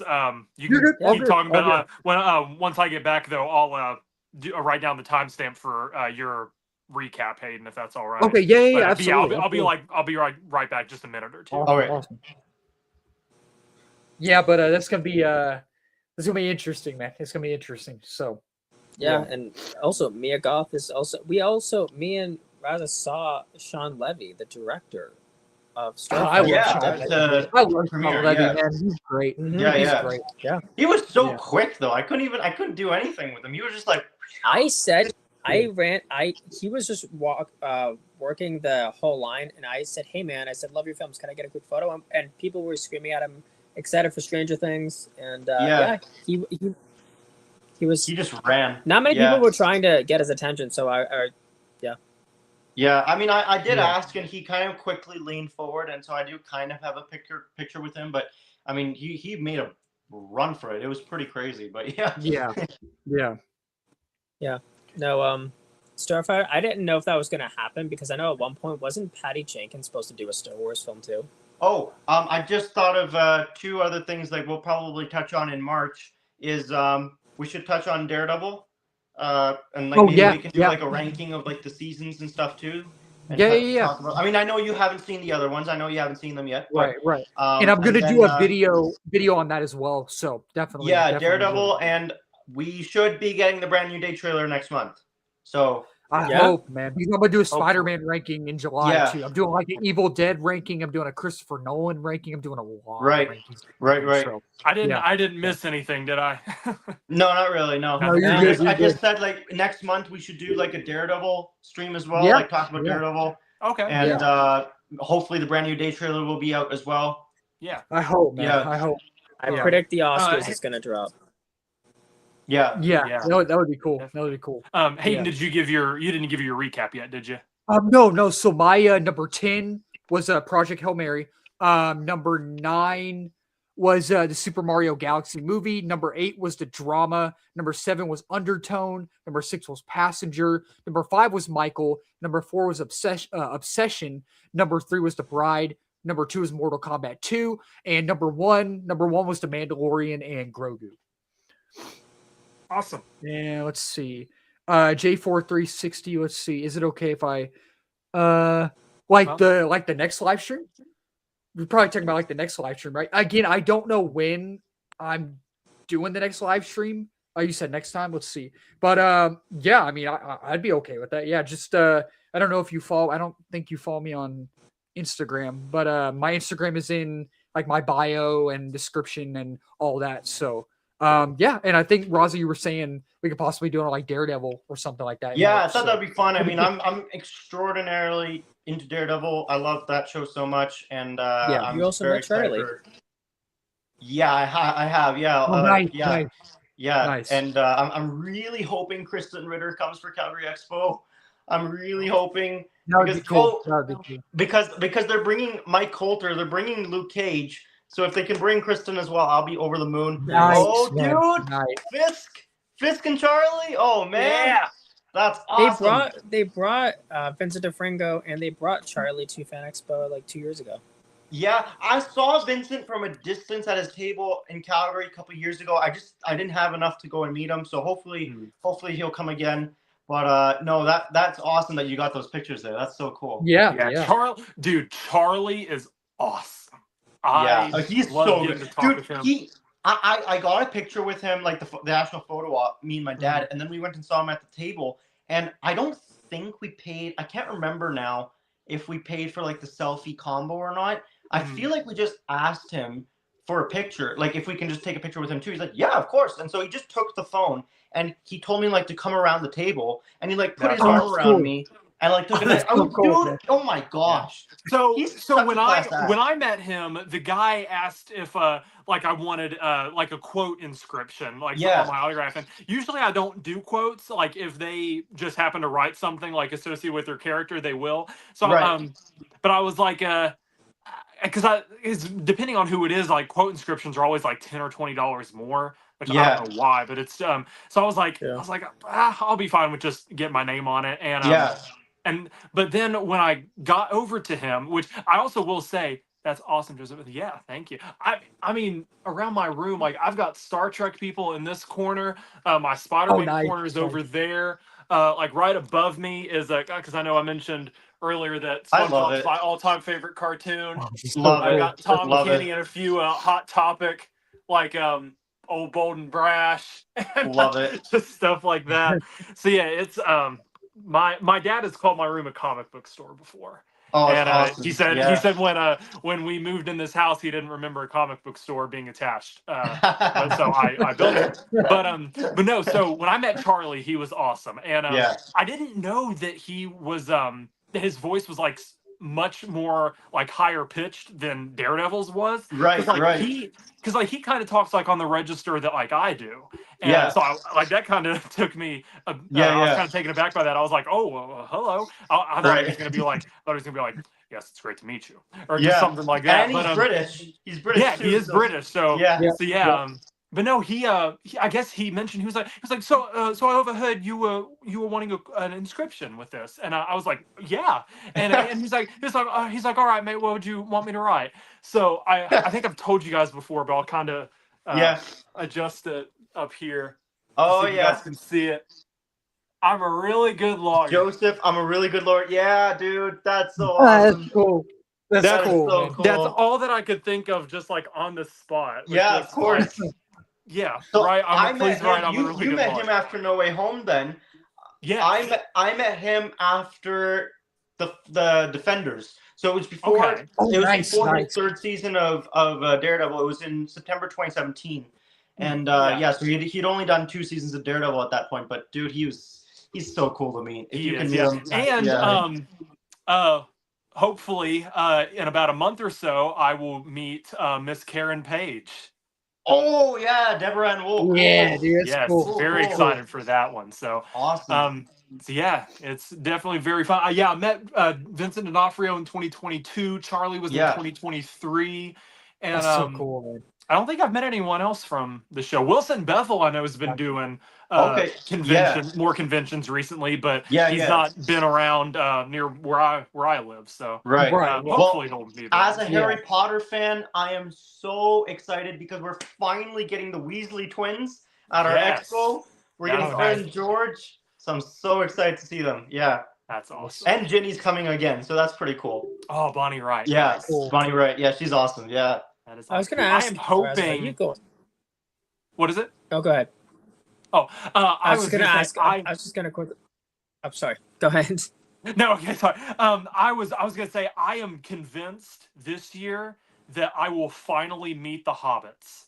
Because it's the 25th anniversary. Nice. It's the 25th anniversary. They're doing like a whole tour. Yeah. Yes, it's because I know they're doing like all the fan expos. Yeah. But the one convention, Cincinnati Comic Expo, which Cincinnati's like only 3 hours from me, they love to stay relevant with like their guests. So like a couple years ago, they had X-Men voice actors for X-Men '97. They had all the Superman people there last year.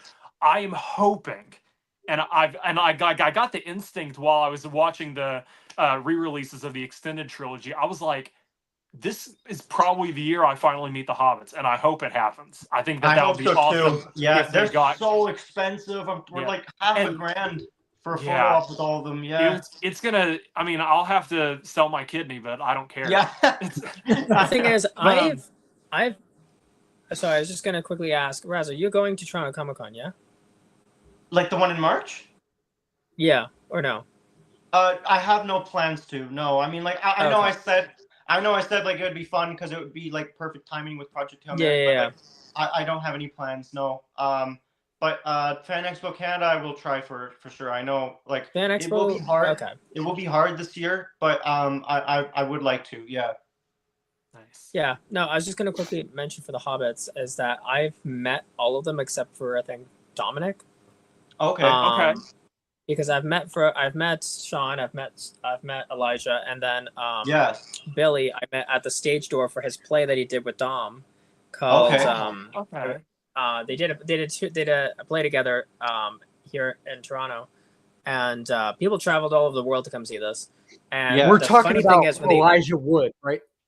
Yeah, no, I'm talking about I'm currently talking about Billy and Dom, who play Mary and Pip. But you meant like Elijah Wood a minute ago, right? That's who you were talking about, like Elijah Wood. Yeah. You said Elijah, but I was going to say he's possibly going to be finish what you were saying, but I was going to say he's possibly going to be at South by too. So cool. Okay. Cool. That'll be fun. Yeah. Awesome. What they did for the play is essentially there's two different exits for the stage doors, and so they both went out two different exits. So both you could not get them at the same exit. You had to pick who you wanted to meet. So I met Billy and I didn't meet Dom. So I can just meet him and then I've met all the Hobbits because as Raza said, it's like $500 to get a photo. Yeah. I'm not breaking the bank on doing that. So like if I can just meet just the one, that's fine. I wanted the original idea to get the book signed by all 4 Hobbits. That'd been sick. But it's like $100 per autograph and that's no. If I were I don't know, like if I were to do it, I'd probably if I can, like financially, I'll figure it out. Like if I can split like meeting them like for the photo op in Calgary and then trying to do autographs in Toronto in August. That way I got like time to save back up for some autograph costs as well. But works. It's cool that they're going all around for that. Yeah. I think I knew they would with it being the anniversary year. We could probably get Orlando. And because Orlando Bloom's doing conventions now, and Liv Tyler, who also is who's doing MegaCon. Yeah, her first I think that's one of her first appearances. So I would really want to meet Ian McKellen. Ian McKellen's only doing cons in like the UK, and I know. And he's doing the photo ops with him though, dude. Oh my God, Joseph, have you seen those photo op pics? I've seen them. Like the prices or the pictures? The pictures. No, the photos. No. The photos. No. Oh man, he's in like a really regal chair. He like gets you to like sit beside him and stuff, and then like sometimes like the combo photos with Elijah he'll do with he's such a cool dude. That's awesome. Oh man, like Ian Magneto McKellen and Gandalf. Oh. Now the McKellen was one supposed to be person, at, the one. at TIFF. Oh. Oh, okay. And he didn't show up. He was actually confirmed to come, and then he switched it to a Zoom call last minute. Oh man. Yeah. He's old. He is 86 years old. So I mean, yeah, it's true. There's that factor. Yeah. But I did come across a website. I came across a website that is like allowing you to submit your own items for him to sign. So like they either have that or like you can choose from a whole ton of pictures or posters to get signed to. Yeah. Which is cool. Like that you can still get that done by him even though you can't meet him physically. Yeah. The one person that I have always debated whether or not I would break the bank over, not because I don't want to meet him, but just because his prices are outrageous. Yeah. Is Mark Hamill. Dude, no, exactly. I was just going to say Mark Hamill. $400 for a picture? It might even be $800 is what some of my friends are telling me. In Canadian, it would be. 800 Canadian, yeah. Like in his autograph prices, it's like $400 for an 8x10, $700 for a premium, and like $800 for a book. Yeah. Oh like, man, I would never pay almost $1,000 for a single person. The thing is, Mark Hamill went. No. Fun story. He came for TIFF, and I was in the fan zone. That premiere. I went to the movie. I come out, and everyone met him. What happened was he walked the carpet, went inside, introduced the movie, came back out, and got everybody. Wow. And so he didn't sign any autographs. Somebody yelled at him, "Why aren't you signing?" He said, "Because if you want to get an autograph from me, go to convention." Basically. But yeah, he's not going to do any signings because the thing is, I don't understand why he has it so high. Because not to sound rude to his body of work, but Harrison Ford is a far more bigger actor from the Star Wars franchise than Mark Hamill is. Exactly. And if Harrison Ford was to go to a convention and put up $400, that would make sense because of the body of work. Carrie Fisher was the most reasonable at $100 for an autograph. Yeah, you met Carrie Fisher for $100. For her photo op and then dude, Carrie Fisher and Stan Lee was 100. Yeah, I remember Stan Lee. Yeah, in 2016, Stan was like $105. Yeah, 100 was the max back like 10 years ago. I paid. I got Stan for $105. Yeah. Oh, Hayden Christensen was like $330 or $350 here in Canada. Yeah, I think he was either like $210 or $220. Now I obviously jumped on him because I knew he would sell out like that. But not to rub it in, not trying to rub it in, but I'm probably going to meet actors for free at South by. No, exactly, dude. That's part of that's the great part about film festivals is you can just line up and your luck is there. Right. I possibly get to meet Michael Shannon for free. Dude. Yeah. Well, Michael Shannon, the thing is, General Zod. What were you saying? Here's the thing, though. Going to festivals, I've told people, go to TIFF because you will meet actors that will not do conventions. Like, Brolin was here last year for Wake Up. Mm-hmm. Oh, well, actually, Josh Brolin did do a convention. I think he's done New York Comic Con a couple times now. And he's done that a few times. Yeah, it's just, I mean, like, I understand it's always. I've heard Mark Hamill apparently donates, I don't know all of it or some of it, but like, there's no way he keeps all that. He's not that type of person to do that. Well, that's the one thing. Like, he would have to put on his table, like, half of the cost is going toward like a Children Miracle Network or like St. Jude. You would have to explicitly say that would make you want to donate. Because like I think I've done that before. Like people have said that. Oh shoot, we lost Darian. Probably internet. I bet. Maybe. Yeah. But no, like I've met people before where it's like part of like the price you pay for an autograph will go toward like their favorite charity. Right. And that is All right. reasonable, I would say, but yeah, it's just other. Oh, you're all right. So I missed what happened the last 2 minutes. My connection ran out. What happened? Sorry, we were just talking about like different autograph, like people's autograph prices at conventions, and Raza was saying that Mark Hamill, I guess, donates a portion of what he earns. It's what I've heard, because it's the only thing that really makes sense. Like, he's not going to keep $800 to himself. No. Like per autograph. Times like 100,000 people that would be trying to get into him, like in a 3 or 4 day weekend of a convention. Yeah, he's that just fairly humble guy. I mean, like, there's no reason to do that. Well, the thing but is, at the same time, you have to think about too, like the booking fees that the convention people have to pay. Because I'm sure Mark Hamill's appearance fee is outrageous. Yeah, I have no understanding of why though, because I understand he's Luke Skywalker, but that's where it ends. It's that and the Joker. Right. That is it. Yeah. That is it. It's not like he's like Harrison Ford. He's done Indiana Jones and Marvel and Shrinking and all these things, and is like a massive body of work. He's had 2 roles, and they were all back in the before the 2000s. Yeah. So again, I beg the question. I understand you were in like a defining franchise, but so was a lot of other actors. Yeah. Right. So I don't understand the reasoning behind it. Like, and also he makes himself appear like he's a bigger actor than he lets off. Harrison, out of the Star Wars cast, Harrison Ford, I'm sorry, he is the bigger actor. Right.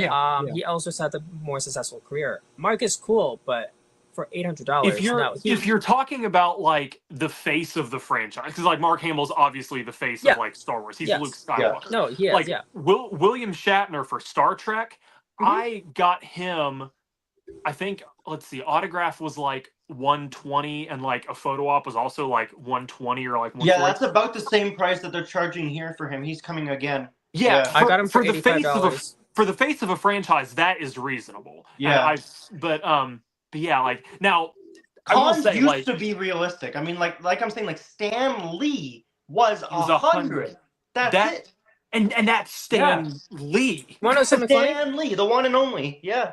My friend of mine got a photo with Leonard Nimoy and William Shatner for like $95 in 2008. Wow. That's insane. Well, I know like year after year the prices do go up. Oh, they go up. They're price gouging though. It's too much price gouging. Yeah. Well, Fan Expo I have issues with, because Fan Expo, and I think Raza, you can contest this, the crowds there are way too many people. Yeah. They don't stop. There's not a point where they stop selling the tickets and they say sold out. They just keep selling them. Yeah. So then by the afternoon, it's like if you have like a medical condition, if you're physically disabled and have a tough time walking around, you can't go. Or if you have anxiety with crowds, it's not good. Yeah. And so it's not fun for that. But at the same time, you're paying about $150 just to get your foot in the door.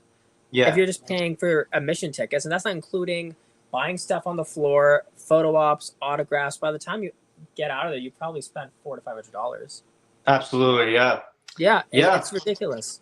So that's why I try to get, like, I go to Niagara Falls Comic Con, I go to the other conventions, because I could try to hit 2 or 3 or 4 actors for the price of one at a big convention. Yeah. My phone is about to go. Mine is too. I think we should conclude now. But I was going to say, I got to go.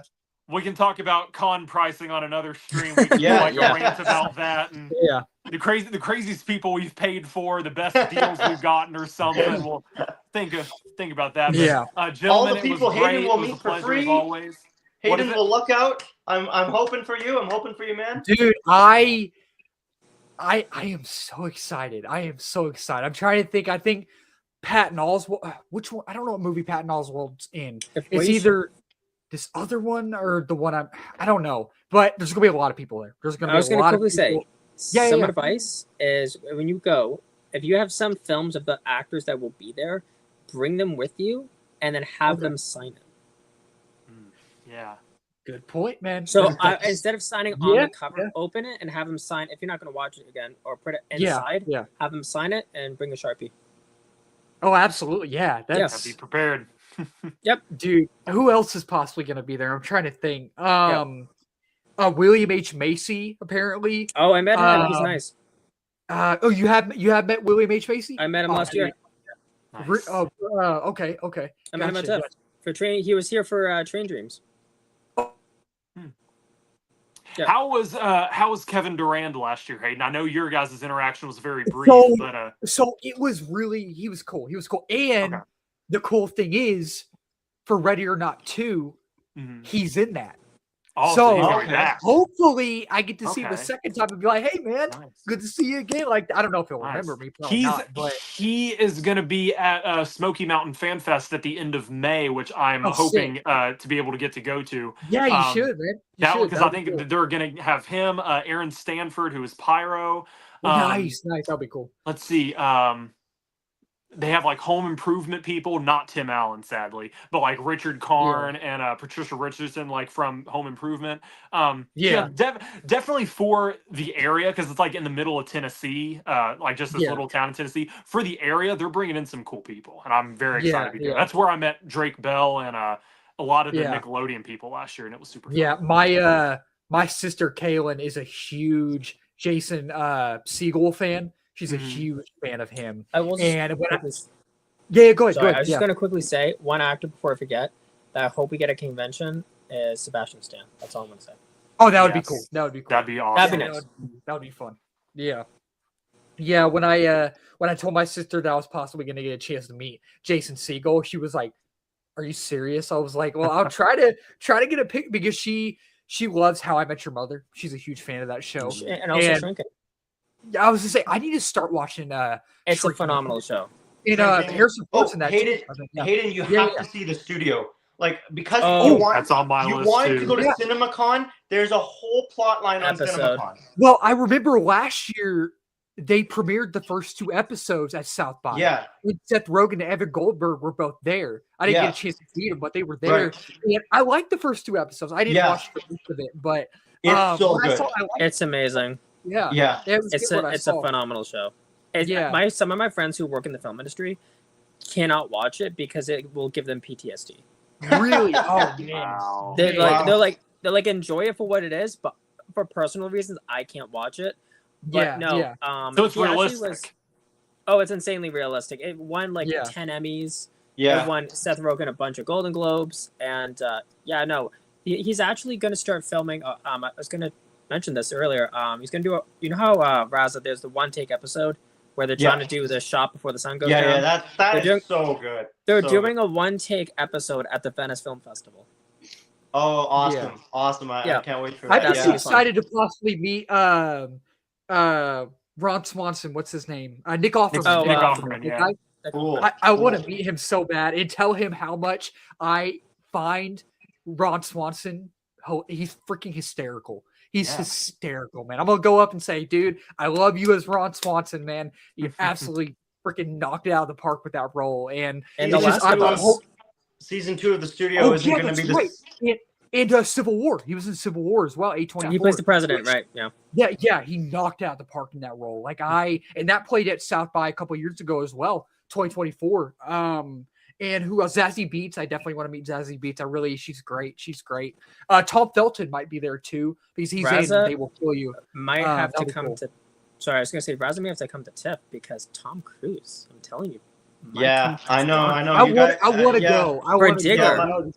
You guys have been telling me that, so if that happens, you can. If it gets announced, I'm telling you, that film will go to Venice. It will go to Venice first, and then they're going to bring it to Toronto, and he will come, and it'll be ballistic. He'll be doing press all day. He'll be in the city the entire My 2 only days. thing is that I have to, I really have to be able to actually meet him because I've seen him. I've seen him 3 times. I know. Now. The thing is, though, I need to actually be able to meet him. If you come to TIFF, I will I'll find ways for you to be able to try to meet him because there is 5 media spots of where they do press, and I know every single area. I appreciate it so much because you said that. Joey texted me saying the same thing. Yeah. So I really appreciate you guys a lot. Yeah. Of course. Yeah. I was also just saying the studio season 2 is not going to be the same without Catherine O'Hara. No. She was brilliant in that first season. Oh my gosh. She was so comedic gold. I mean, rest in peace to her. She was truly amazing. Please. So okay, well, thanks so much, guys. Thank y'all for joining, man. This is fun. Everybody in the chat, again, don't forget to subscribe to Raza and Joseph's channel. Follow Darian on Instagram. Subscribe to Super Film Trinity as well, and subscribe to the channel down here. And this was fun. And we'll play in our next live stream sometime. Don't know when, but hopefully, definitely March. It'll definitely be a March. Yes. So Definitely. Yeah. All right, okay, guys. guys. Thanks so much. Take care. Take care. Yeah. And I'll keep y'all updated on how South by goes, man. Absolutely. I am so pumped, dude. I am so pumped. Like real quick, the thing is, before we go, last year, like I only saw like 10 projects. I think I saw 9 movies, and then the first 2 episodes of the studio. And I was planning on seeing 20 something movies, or projects, but this year that's my goal. So I think it's around 27, 28. But I mean, with the Steven Spielberg thing, I'm definitely gonna go to that, dude. Like I'm so excited for you for that. So I know, man. I'm tempted to take my my Jaws DVD right there and see if he could sign it. If I get to meet him, maybe it doesn't hurt. It doesn't hurt. Ooh, yeah. Ooh. You know what else I could get him to sign? I just saw it. What? Yeah. I was gonna say South by as well. I was gonna say be careful, because there's also some people who are like autograph hounds that will do their best to just get his signature and sell it online. Right. They all go to the same festivals, and they ruin the opportunity for everyone else. And that's why Mark Hamill doesn't sign, probably. That's right. Yeah. No, that's why. Yeah. Ready Player One. Dude, and this premiered at South by back in 2018, I think. I'm pretty sure. So Ready Player One, yeah. That's an underrated Spielberg movie. It's a good film. I love it. Yeah. Let's see. Definitely get something signed. That would be cool. You have a good night too, man. Appreciate you what joining. I would do, because I'm a big film nerd, is I would bring the physical. If it's a director who's also the writer on it, I would bring a script of one of my favorite films of theirs and have them sign their own script.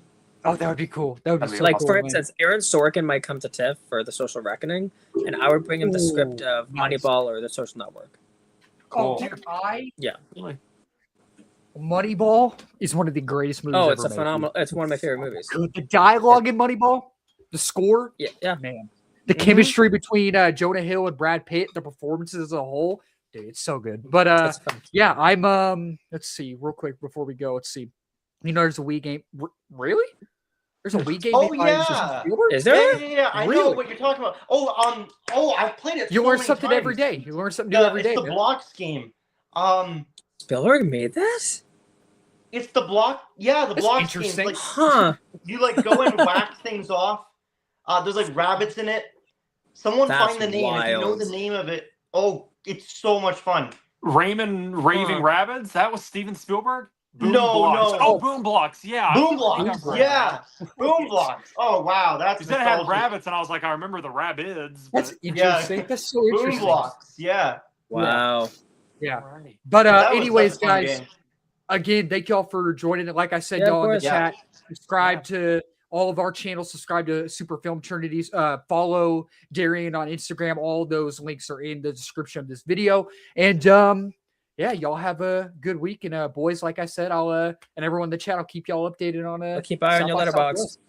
Yeah. Thank you guys. Oh yeah. Follow all of us on like Letterboxd, Instagram, all those things. All those things. So appreciate it. Yeah, absolutely. Y'all take care. See y'all later.